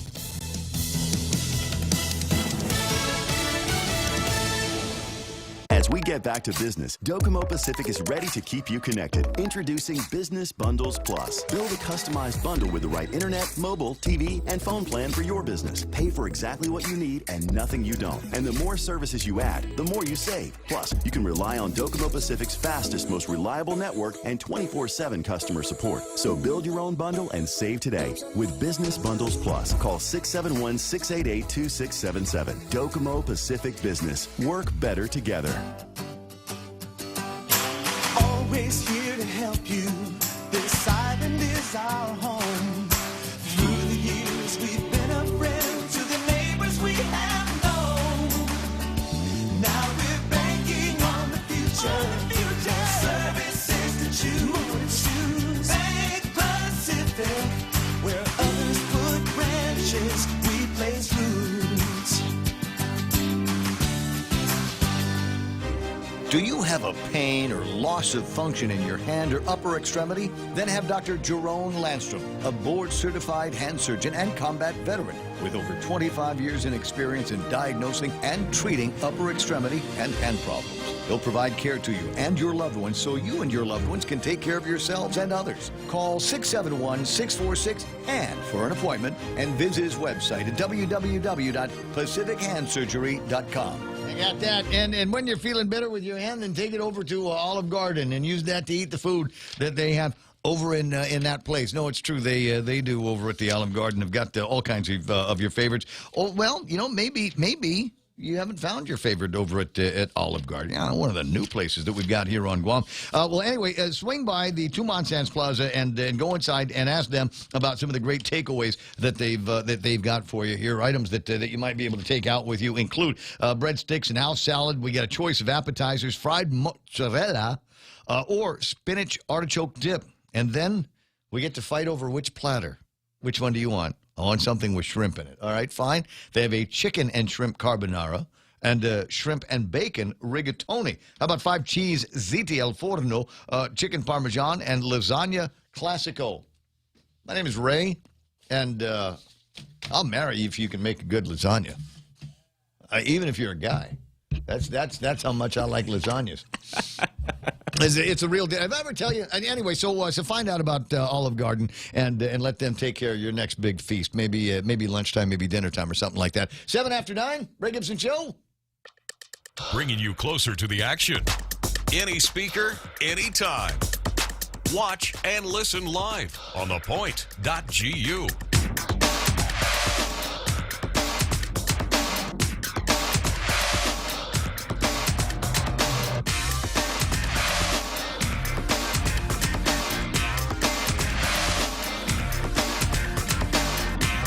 Joe, I need you to think about your cultural experiences. Yes. Yeah. I'm when was the thinking last time that you were involved in a cultural experience on Guam, Real Joe? I slashed some tires a couple years ago. Saina. Do you ever sing along when they're doing that at the thing? Oh no, I mean, I not really. man. So I was reading earlier today, and I'll get around to mess around because it's Tuesday, and what do we get on Tuesdays that we don't normally get any other time of the week? Hawaiian news. You got Hawaii news, and there's a story in the Hawaii news that says tourists will spend more if their experience seems authentic and sustainable. All right. Let me tell you what I know about sustainable people. They're the ones that are always running around and they claim to listen to NPR, but really they're listening to 90s rap all the time. Just all the time. And probably have street names for themselves, but they perpetrate like, hey, we're all about sustainability. No balloons, no plastic bags, and no plastic straws. Those guys. The turtle, man. Yeah, exactly. Hot-gun men or women. So that's what I think I know about them. So whenever somebody starts talking to me about sustainability, I just kind of roll my eyes and go, okay, do-gooders. And everybody wants to be a do-gooder. But probably look in the bottom of their in between the seats in the Prius. There's plastic straws there. Yeah. A lot of fast food takeaway. We ordered so much they gave it to us in the big plastic bag that they still have.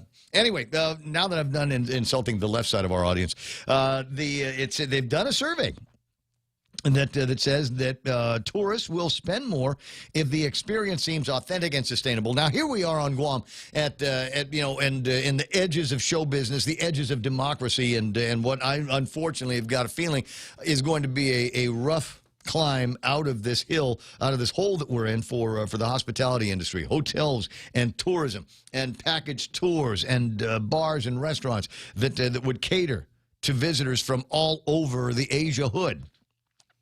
And one of these days, the planes will start flying again. God, can you imagine how bloody expensive that's going to be, even just to get to Guam?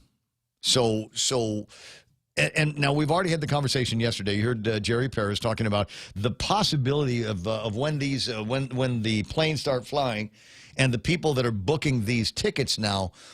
In many cases, we're not talking about the high end of the economic scale. A lot of younger people, not so much by way of monthly responsibilities. You live in Tokyo. We don't need a car. So they don't have to worry about the mortgage. They don't have to worry about insurance and gas, blah, blah, blah. So they may be among the first that begin to come out to Guam. Number one, they might not have a lot of money on them. Number two, if they do have money, how do we separate them from that? Kind of a callous way to put it, but that's part of the deal. Is we'd like, you talk about sustainability. I'd like to sustainable the jobs in the hospitality industry, and you do that by getting extra money. Now, Hawaii says that people will be willing to pay more if their experience seems authentic and sustainable. And willing to pay more for food, locally grown food. And we'll get around to some of that in a second as well. Some of the cultural experiences now that they had investigated. And that's why I asked you, Real Joe, tell me about one of your more recent cultural experiences. Yeah, that's tough, right? Man. I used to husk coconuts, Ray. What do we define as a cultural experience? There are places that you can go down to, where is that? Down in Arahan. Yeah, Lunch in Antigua? Exactly. Is that what it's called? Well, I think so. Or Valley of the Latte on the other side of the southern part of the island. And there you might be able to ride a carabao or have somebody make you a hat made out of coconut leaves. To what degree that's a cultural experience or not. So they've actually put a little bit more thought of this in Hawaii and referring to these cultural experiences as working in a taro patch. Note, I said working in a taro patch, not visiting a taro patch. Oh, nice. No way.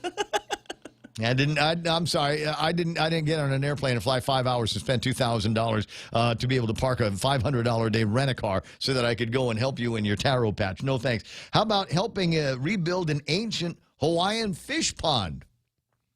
Oh, wow. Could you do me a favor just real quick? And could you look up, just see if you can find a graphic of a Hawaiian fish pond? Brother, hey, cuz, what's a Hawaiian fish pond? How do we build something like that? And is that something that's, could we say it's a Chamorro fish pond and appropriate the culture that way? Huh? Don't make me make Pocahontas jokes. So that's what that's another way that they say we can make it a cultural experience. Here's one: cleaning up invasive species on a hiking trail. Hi, I'd like to introduce you to where we can find little fire ants. Go ahead, clean up those species. Welcome to Guam. Come and get bit by biting fire ants. How much fun is that? Did you find me an image? Well, basically what they do is they surround an area off the shore. Hawaii? Hawaiian fish ponds. They circle it, and they kind of build a reef around an area off the shore of the ocean. And that's how they create this aquaculture. Is that what those things are? That's what it says here, yeah. Okay. Ancient Hawaiian This one looks like a fairly aquaculture. big one. All right, so it's got to wait for so it's got to wait for the fish to get in, and then you just kind of hang out at because the fish is going to swim around in there. Yeah, feed them, brother. Yeah, I don't know. You throw like Herman's bread or something. Bread and rice. But anyway, so you build a little place where the fish can go, and apparently they need to be built or rebuilt from time to time. Help us. Okay. But you got that and cleaning up invasive species on the hiking trail. Yeah, we'll show you how to climb the coconut tree so you can get the rhino beetles. And while we're at it, let's do this at night so you can find brown tree snakes. And that's part of the, quote, cultural experience that they want to sell for an extra $30, 30% of the spend in Hawaii. Now, you might be wondering what the rest of it is. Strong emphasis on connecting with the culture, giving back, and preserving it for the future. Again, these are people that swear to God that they listen to podcasts, but it's really Ice Ice Baby going around in their playlist the entire time. 80% of respondents said they were willing to pay more to support locally grown food. More than 20% indicated that they would be willing to increase their food bill by 16% or more. More than 37% said they'd be willing to increase their bill by 11% or more. Now, we're all down with the idea of the 100-mile radius deal, I don't have a problem with it. One of my favorite things is when I can go like to Payless in the produce section and find something that I know was either hanging from a vine or growing out of the ground or hanging from a tree in the last few days. I know a lady.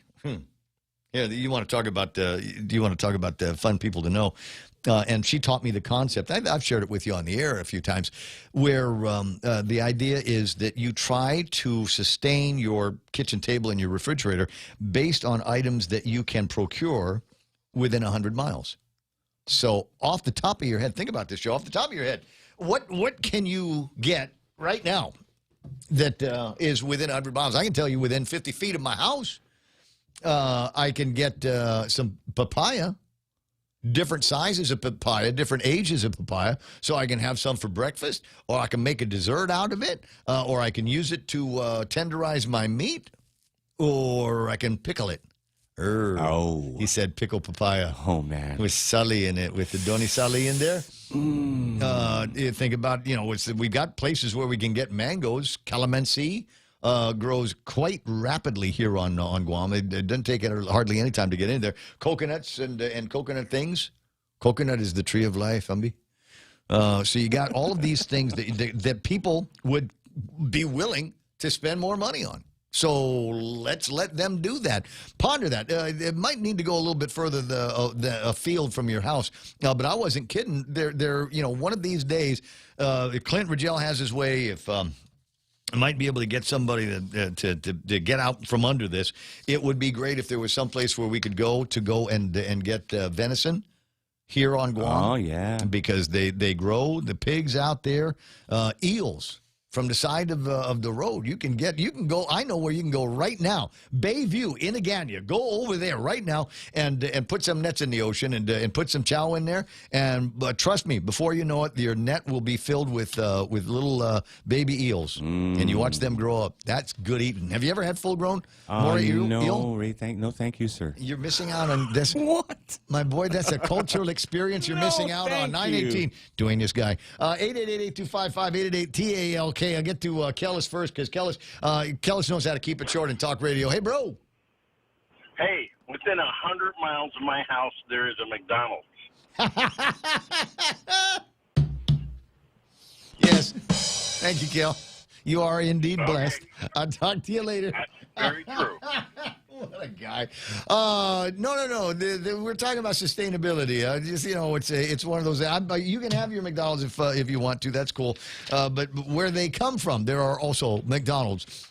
So I don't know that would be additional to the deal. But there was a place in Australia. Last time I was in Australia. Australia has fallen. Last time I was there, the kids absolutely loved it. There was a place not too far away from the Esplanade. And that's where you could go. And they didn't sell meat that you could get from the States or even Australia meat. They sold crocodile and kangaroo meat. Wow. And emu meat. Oh, yeah. Yeah. Emu. So of all That's of the the ostrich cousin, right? Yeah, like that. Whatever. It's wild, and in some cases we've got too many of them. So yeah, we'll go ahead and break those apart and figure out a way to fricassee it or broil it or boil it or bake it and turn it into something you can eat. And did we pay up for that? Absolutely. You ever been to New Orleans? No. No, you've never been to New Orleans. All right, most of the things that you can get in a fancy Cajun place for which you will spend top dollar, literally bugs. Crawfish are bugs. Yeah. And they will sell you an alligator or crocodile or whatever it is that they have out there. All kinds of other stuff. I bit into a frog leg.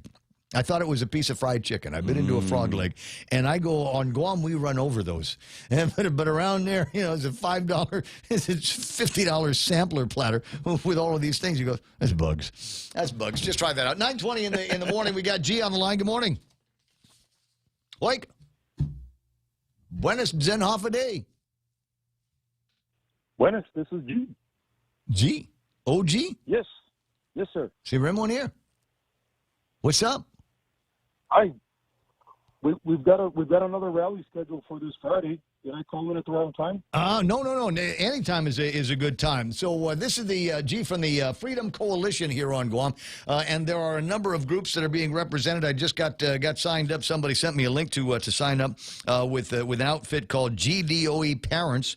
And there's any number of other folks that are putting together WhatsApp groups because of they fear of the overreach of the government of Guam into what should be personal family matters. Is my kid sick? Maybe, but you know how I'm going to find out? I will take him to the clinic. I will get him to the doctor. I don't want anybody at the Department of Education testing my kids, and I don't want to fill out any consent form that paints me as uncooperative. So if you're looking for something new to protest, right there, G, there's a topic number today. Thank you.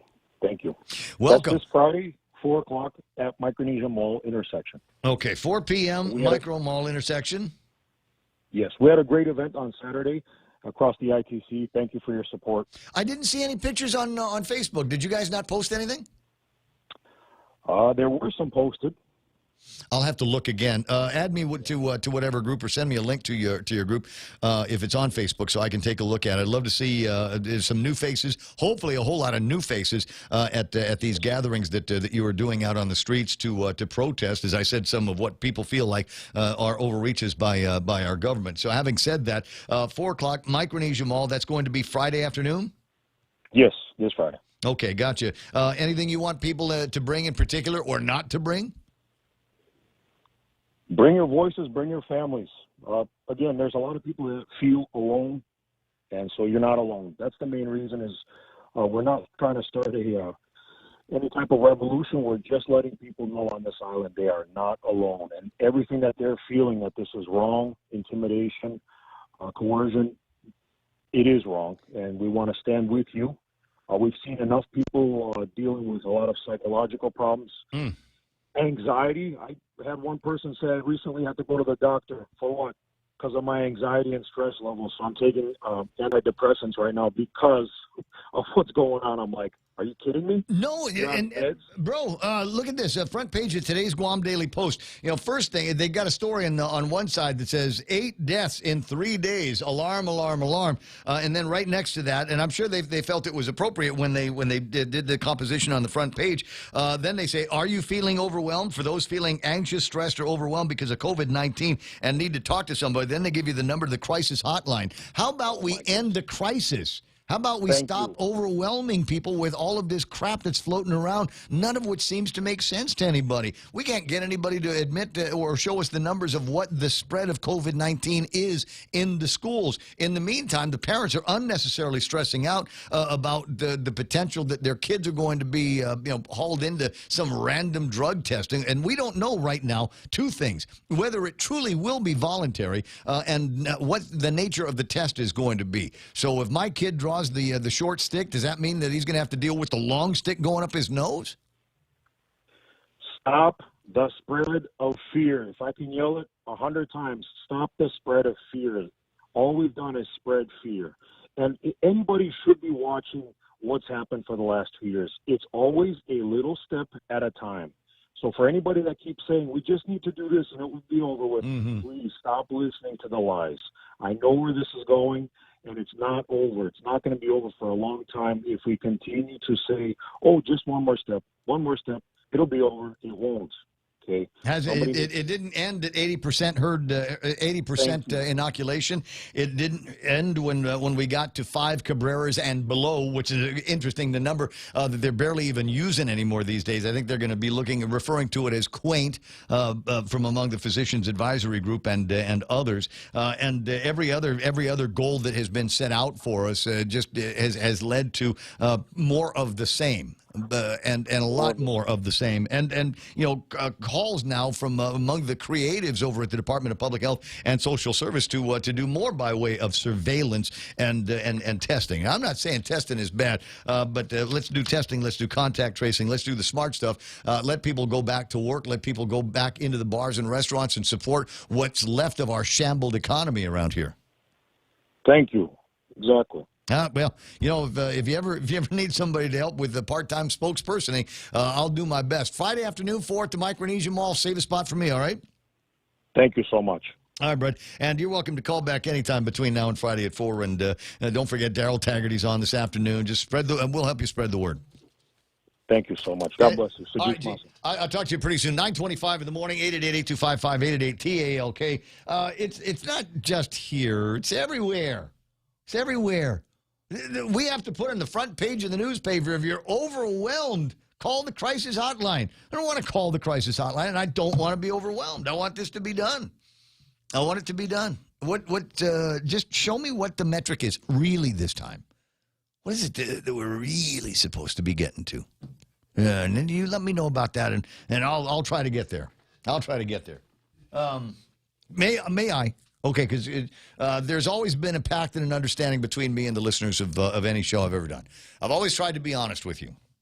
And honestly, I have decided, and you know this, that I was going to remain unvaccinated for as long as possible. Now, I want to tell you a thought that got into my head this morning. And among them, it came to me as a result of the electrical storm that we had. It's okay, Joe. It's all right, Joe. But if I got sick with COVID-19, I'd be out of commission for a few days. And there's work to be done. And I'm not saying that there's a shallow bench around here, but there's a shallow bench around here. And so if I got sick, the work would continue on systems and things like that. Who's going to do all that? See, I sound like Willy Wonka at the end of the movie. Who's going to look after the Oompa Loompas if something is going to happen to me? Now, I'm not saying I'm going to go and get the Jensen. Not saying that. I'm just saying that the idea is in my head as a practical matter for work. If it keeps me able to come in here in the morning and do this show, then, otherwise what? Down for the count for a week? I don't know, man, but people out there are crushing their cans right now, saying, "Man, no. Ray, no, Ray." I haven't gotten anything yet. I'm telling you what's in my head, guys. I'm telling you what's in my head. Look, here's the thing. This is what I'm learning about the Delta is that it is spreading around, and there are young people with and without comorbidities that might get them, and some people it might knock them on their ass. I don't think it will for me, but am I willing to take that chance? So far, the answer has been yes. So far, it's been yes. But I have to be honest with myself, and I have to be honest with you. 9:28 in the morning, 888-8255-888-TALK. Cousin Troy on the phone. Talk him out of it, Cousin Troy. He can't. He's vaccinated. Good point. You did get vaccinated, right, cuz? Yes, I did. There we go. So you can't talk to me. I'm just saying, I'm just trying to, like I said, be honest with everybody. It was a thought that was in my head. There's a lot going on right now. A lot of things that I'm in the middle of. Some of it was brought on by nature over the weekend. Some of it just because there's work and projects to be done, and I honestly can't afford the downtime. So I'm thinking if there's a way that I might be able to stand in front of it, then without having to worry about a whole lot. And it's not me just trying to get back into Mosas or Vikings. I'm sorry. I meant to say venue. Did I say Vikings on the radio again? Darn it! I love that. But anyway, I'm just thinking out loud here, guys. No decisions have been made, but there is the same way that the science has changed to a degree or another. Things have adopted and adapted. I got to do the same thing, and I got to think about people that work for me. 9:29 in the morning, 888-8255-888-TALK. What is the outrage today on the Camden News? I probably the Ukudu Land thing. I'm not really sure. I literally just woke up 10 minutes ago. Yesterday was just such a busy day. I saw Joe's message and I said, "Oh shoot, Yeah, well, it's always fun to hear from you and find out what there's going to be doing today. I think there are a couple of other interesting things that are floating around. I guess KUAM got a hold of Levin Camacho, who let loose on Frank Blas Jr. and the auditor B.J. Cruz. Oh, is this about the High Hyun thing? Yeah. Because Frank Blas says, well, you guys aren't reading my emails, and Levin says it's under active review, and it's disingenuous for anyone to say that we're ignoring any letters. We've been in contact with Blas and the OPA. It's absolutely not true that we're ignoring anyone or we're not doing anything. Unfortunately, we're living in a time where we elevate sound bites over substance, and talk radio is not really one where you're going to go into nuance, right? So our commitment has been to see through the noise, to make a decision based on law and evidence, and not make our decision based on casting or strongly worded letters of people coming on the radio to badmouth me. So I don't know that's very conclusive. That's very interesting, I think. Well, it's always been interesting, and apparently there's other conversations about what the governor may or may not have been able to do in light of the emergencies, despite feelings that BJ and Senator Blas have. But we won't know until we actually put together something that looks like it can be reviewed by the third branch of government. Frank Blas is not the court, and BJ Cruz is not the court, even though he used to live there. And Levin Camacho is the only guy that can do anything to take this into the third branch of government for the so-called checks and balances vital to the democracy. Well, that is the point, is that Levin Camacho is the gateway through the court system. And for our grievances that we have here in Pleasantville. And so, so I think it's interesting because the Attorney General doesn't normally comment so emphatically about something. I'll have to think about that one. Well, take it. It's on the KOAM website, so you can take a look at it there, and just to what degree he is more butthurt over that claim. And I mean, apparently, the thing is, they were looking forward to spending a lot of time talking about. But look at the money I got you from the opioid thing. Can we talk about that? No, you want to talk about us looking the other way when all these transgressions were being made, and maybe still looking the other way when it comes down to what apparently is legal, but doesn't look like all that fair, is the sole source procurement that has been going on rampant since 2020 and 2021. We in the media need to take those subjects far more seriously, I think, than this constant everyday about. I mean, I'm probably getting in trouble for saying this, but I'm just so tired of the virus. Who are you going to get in trouble with? It's like Biden says they're going to get mad at me for taking questions. Who do you have to answer to? I'm so done with this whole coronavirus thing because there's just so many things that we're missing along the way, like this sole source procurement thing, like the money that the hundreds of millions of dollars that governors of both Guam and the CNMI have sole discretion to use, have demonstrated a complete incapacity to be transparent about the use of the money or to work together with other elected leaders in the use of the money. So I don't know how I feel about what the Attorney General is saying, because I'm glad that he commented, but well, I'll give you another point, and then we can move forward and talk about the things that need to get covered. But here is a point. Now the public auditor audit that came out, when it finally came out, and I hate to keep things from you because we're blood. But I had promised somebody that I was going to hold on to the draft until it was very clear that the public auditor was going to be releasing the final version of the audit. Now, I had an advanced copy of it. I had the draft of it, and what it was missing, as you know, all of these audits come back with a response from the reactive department or agency. And in this case, in the draft, there was none. And I'd asked BJ about that on the air and off the air. I said, what are you waiting for? And he says, we're waiting for the response from Adelup.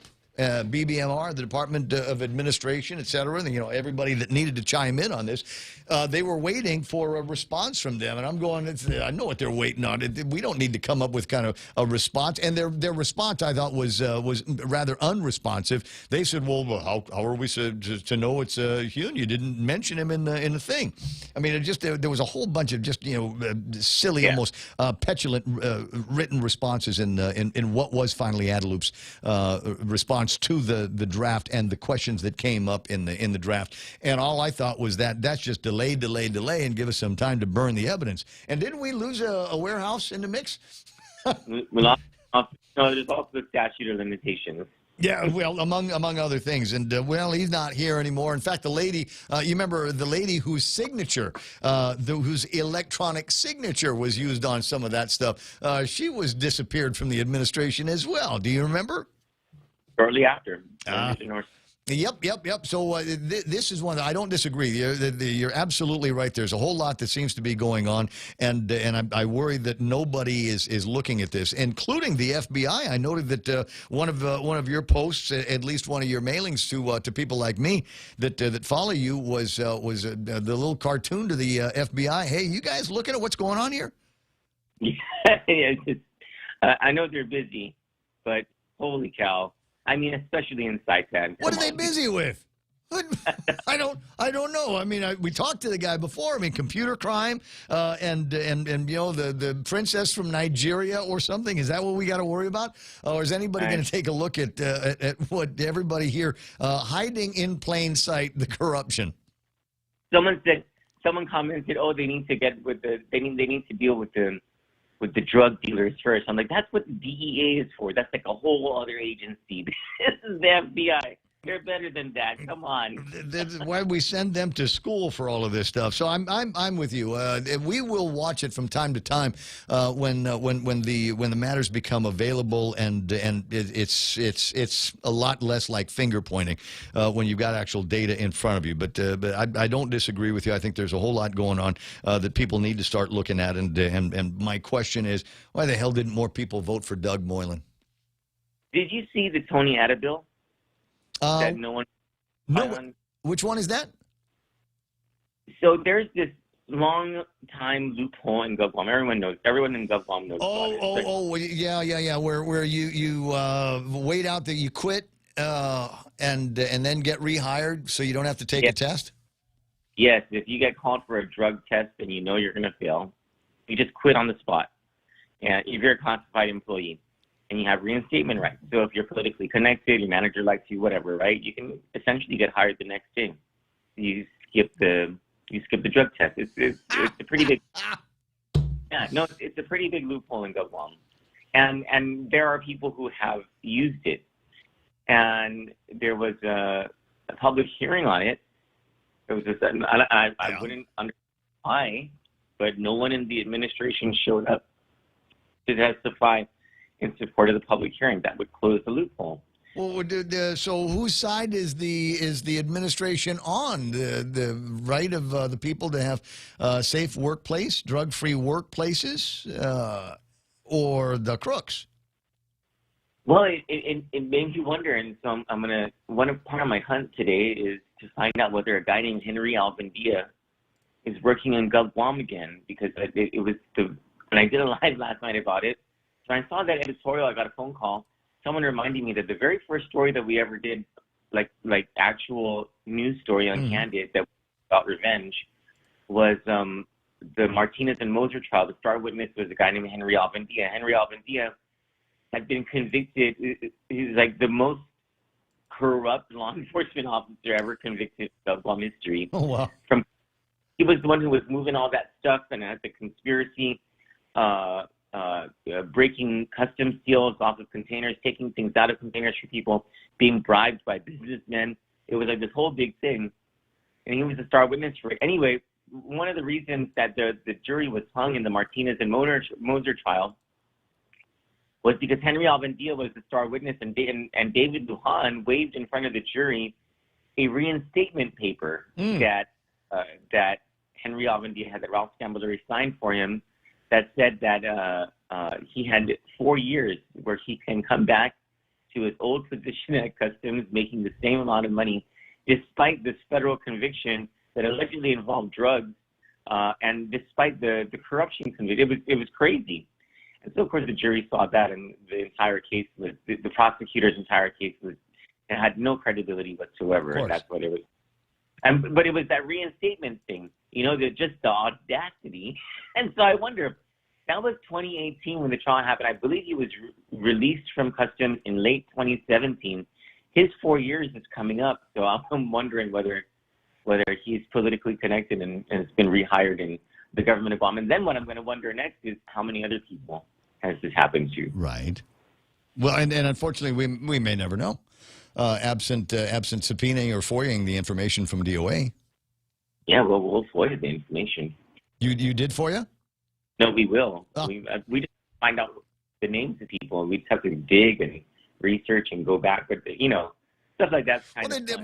There's got to be some kind of mechanism. I mean, this sounds like something that would be fairly easy to find in the payroll records. I mean, Gov Guam is big, but it's not that big. You should be able to find what personnel forms within where an action was taken, like a termination or like a resignation, and within 72 hours, 48 hours, whatever, the position was the person was reinstated at that position. It doesn't sound to me like it would be that hard to dig out. Yeah, you're right. And not necessarily that they were reinstated within 24 to 72 hours. You have to understand, if you're a scandalous person, you're going to be a little clever about things. You're going to wait it out. Maybe forever, a pay period, whatever. Say 30 days, then take it as wide as you want to. But my point is I know that we're not the most computerized system in the land. It still seems to me that there ought to be some kind of a record in the personnel documentation where you can say, all right, so and so resigned from the government of Guam and then was reinstated to a position within a certain amount of time. Maybe frame it that way and see what you can come up with. 9:41. I'm gonna let you go. I got to take care of a shout out on the radio. Shoot. You guys have a good morning. Shoot. You too, Candid? Is there Candid news there? Light it up there. 9:41. No, there was a guy at the beach with a Candid shirt on the other day. Oh, yeah. And he was lighting it up, too. 9:41. Yeah, walked over in my direction. Says, you want some of this? No. I don't know you. Jennifer Bruno has sent me a note on Facebook Messenger. Hi, Ray. This is Dwayne and Jen with 2 Pica hot sauce. Your order is on the way. Expected delivery date is Friday, so maybe over the weekend, Guam time, and there's a tracking number and everything else. This is the 2 Pica hot sauce, as made famous now by Keena McCausland. And she was writing on Facebook. She actually posted this. She said, I got my 2 Pica sauce. And I'm going, where on Guam do you buy that? You don't buy it on Guam. They're making it in States, and you can buy it from them there, and they'll mail it to you. The name that you're looking for is Jennifer Bruno on Facebook. Jennifer, 2 N's, just like it's supposed to be spelled. Bruno, like Circus Bruno, Bruno, and you might want to DM, slip into the DM, use all the emojis, and see what they can get for you when they do come in. Oh, yeah. Here it comes. Right? You're going to test it for us on the radio. Nice. On the radio, on the visual thing that we do here. But you know what I'm thinking about it. But what will I test it on? That's the what thing. Dish, right? That's so I was telling you I made that skirt. Oh, right? Yeah. With the garlic butter, lots of garlic, and then next to that I had some balsamic vinegar that I had cooked up. Big mushroom. What's a portobello mushroom? Oh, you're fancy, man. Yeah. And they both tasted great. Yes. But every time I bite them, I go, it's missing something. It's missing something. You know what I finally decided it was missing? Yeah. Denancy. The heat. It was missing. It was missing the heat. So I got. I forget which one it was. You can buy them both at Payless. Is the one that looks like it come in a little tiny ketchup bottle? Oh. That's it's actually that's good. That's good. I appreciate that on just about everything. And then there was one that was a little bit more like Mana style Denancy, right? Real pasty. So anyway, that's what and then it was perfect. then it was perfect. 9:44 if it's been a while since you've had a good skirt steak. And man, where's the flang? I have not found flang. Good luck, I told you why I haven't found flang. You know why I haven't found flang? Because everybody in the world has a Quest card now. Everybody's gotten that because they had little kids in the school system last year and they weren't able to feed them 14 times. So everybody's got $1,200 worth of money coming to them in these Quest cards. And now you're going out there going, hey man, where's that? Where's the wasabi and I need the good pork? With the marbling? Wow. Wagyu pork. Do they have that? Eat it up, man. Yeah. Do it. Do it now. Do it now, because I don't know what's going to be happening next. 9:44. I'd mentioned this earlier, and you failed. You've done a pretty good job for me today, Real Joe, but you failed in one deal. One part of the assignment. I was asking you to find Charlie Hermosa. Oh man, Charlie's I want to busy. find out what's going on. Okay, we got so many problems: supply chain problems, product problems, getting into the United States. There is a standstill. Mark Cruz actually sent me pictures. I've seen the pictures of the East Coast ports. And they got something. They're closed. Okay. Here's right. There's I want to say the one in New York closes on Sunday. What's wrong with those people, man? Excuse me. There's $1 billion worth of merchandise sitting in containers on those ships that you're not letting in. And we've got container issues and all of this other stuff, and so things just aren't happening. And I'm wondering when, because we got 18 months here worth of slip created by COVID-19. When do you finally get out from under all of that and say, what, we're ready to go? And the answer is, I don't know. 9:46. The pressure is building. What pressure? I threatened to read the thing to you last hour, and I think I'll do it after these. All those amazing photos and videos saved on your camera roll capturing your love for Guam? We want to see it. Log on to visitguam.com/Instaguam to submit your best moments for a chance to win weekly prizes. The Guam Visitors Bureau will choose a weekly winner, so share your love for our island paradise now and win. Brought to you by GVB. Thank you for making Guam a better place to live, work, and visit. Looking to furnish your home? Furniture Kathy Style offers a wide variety of beautiful quality home furnishings at affordable prices. Find the best deals with mattresses starting at $169, sofas as low as $699, bed frames starting at $399, and dining sets starting at $499. Schedule a free design consultation and let us help you create a home you love. Follow us on social media, visit our website at FurnitureKathyStyle.com or call us at 300-9590 for more information. Shop with us today. It's a takeout platter special for $50 at Olive Garden. The special comes with breadsticks and house salad. Your choice of appetizer, fried mozzarella or spinach artichoke dip. Platter choices include lasagna classico, chicken parmigiana, 5-cheese ziti al forno, chicken and shrimp carbonara, shrimp and bacon rigatone, and chicken alfredo. For the $50 takeout platter special, call Olive Garden at 989-0008. 947. Guam Auto Spot has the best selection in Buick, GMC, Mitsubishi, and used cars like the 2021 Mitsubishi Mirage starting at $127 per paycheck, 0 down. Call 671-478-AUTO to take a test drive or get pre-approved online at GuamAutospot.com. A little hyper with the drums there. That's okay. 948. It's Talk Radio here on Guam. My name is Ray Gibson. Been doing this for a couple of days. One day I'll be good at it. It's 9:48 as I watch the clock. Jack, going to get to you in a second, but I got to read this. This is from a guy, Kelly. He got a apostrophe in his name, so you got there's a thing. It's like a speed bump on his name. It's Kelly. Yes. And he is the president, CEO of the Grassroots Institute of Hawaii. I will read this, and when I say Hawaii, I want you to insert Guam. Could you do that?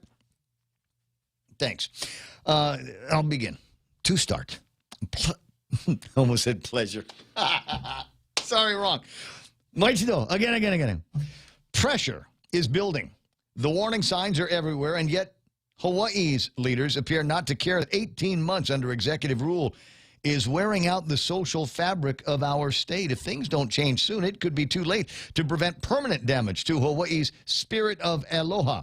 You can take out Spirit of Aloha and put in Inafamalik if you want to. More than any particular mandate, this is the biggest failure of governance in Hawaii's experience with the coronavirus. If you don't believe me, ask your neighbors or family members. Has the governor and our mayors, acting under the governor's authority, gone too far in asking people to sacrifice their jobs, important family events, and many other aspects of their lives for the sake of this never-ending state of emergency?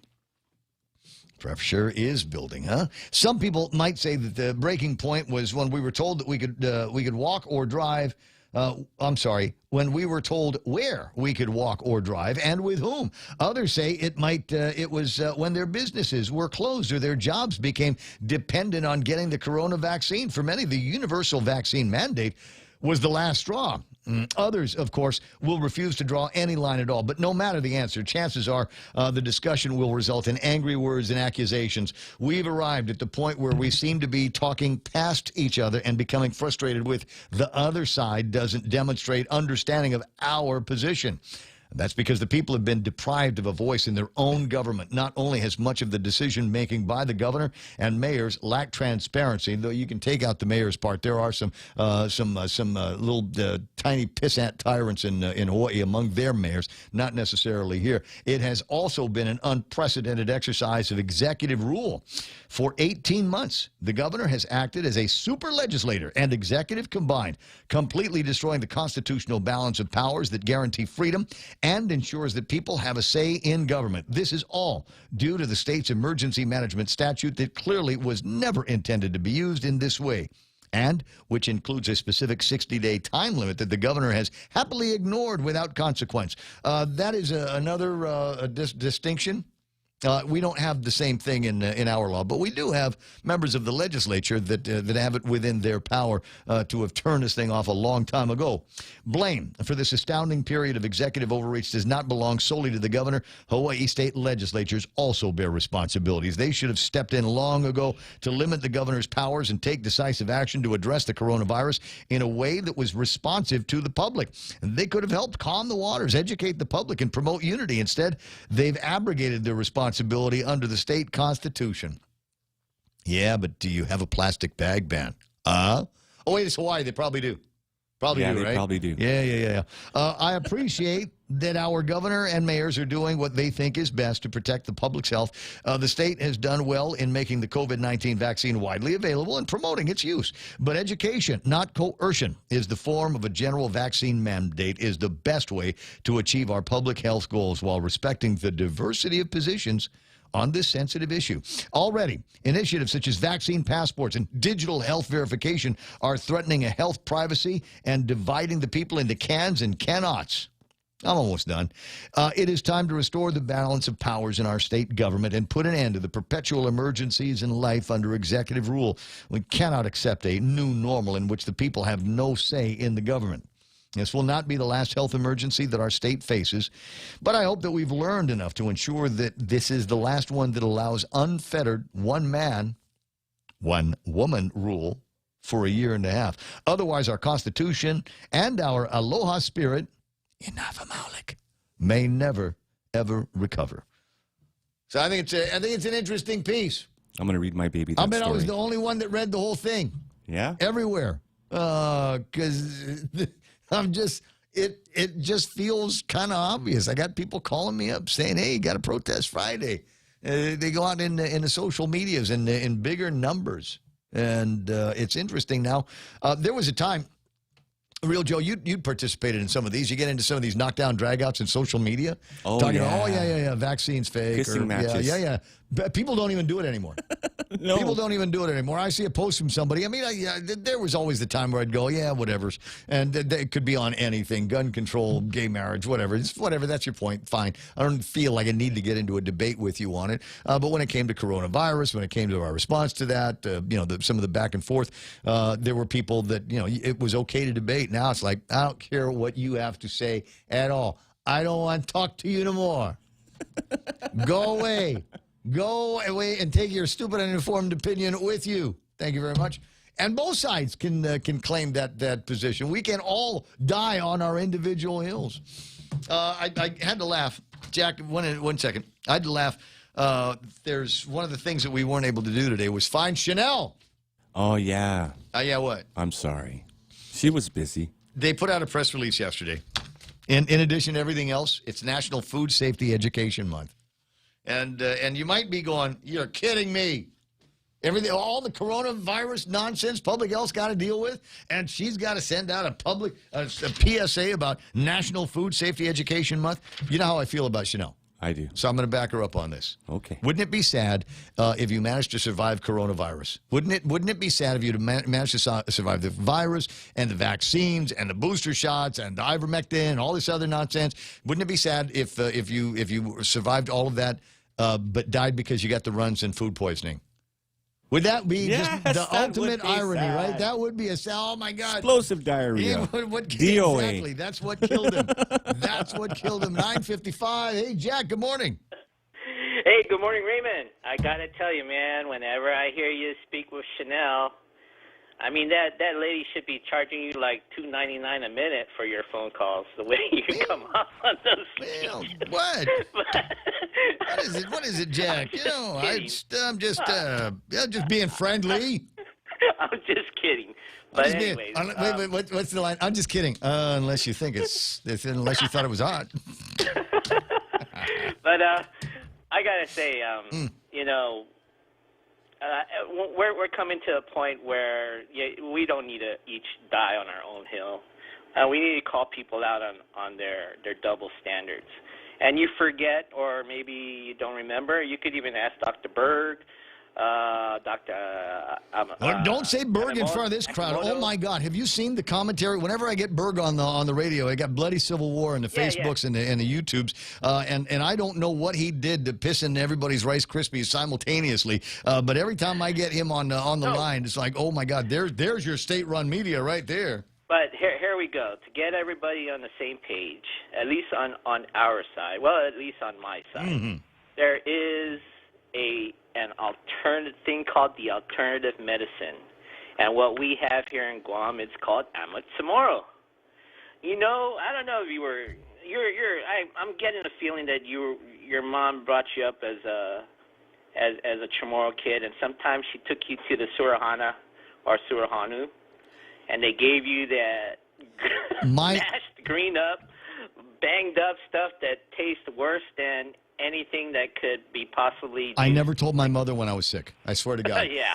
And I made I'm not going to say I made the mistake of, but my first wife, her grandmother up at Gibson Court was a Surahana, and if I walked into the house with so much as a bloody nose, oh my God, or not a bloody nose, a runny nose. Oh my God! Here it comes, the medicine, and she was nice about it. She'd sprinkle some iced tea or something in there, but there was really no escaping it. And that in and of itself, you're right, should keep you healthy.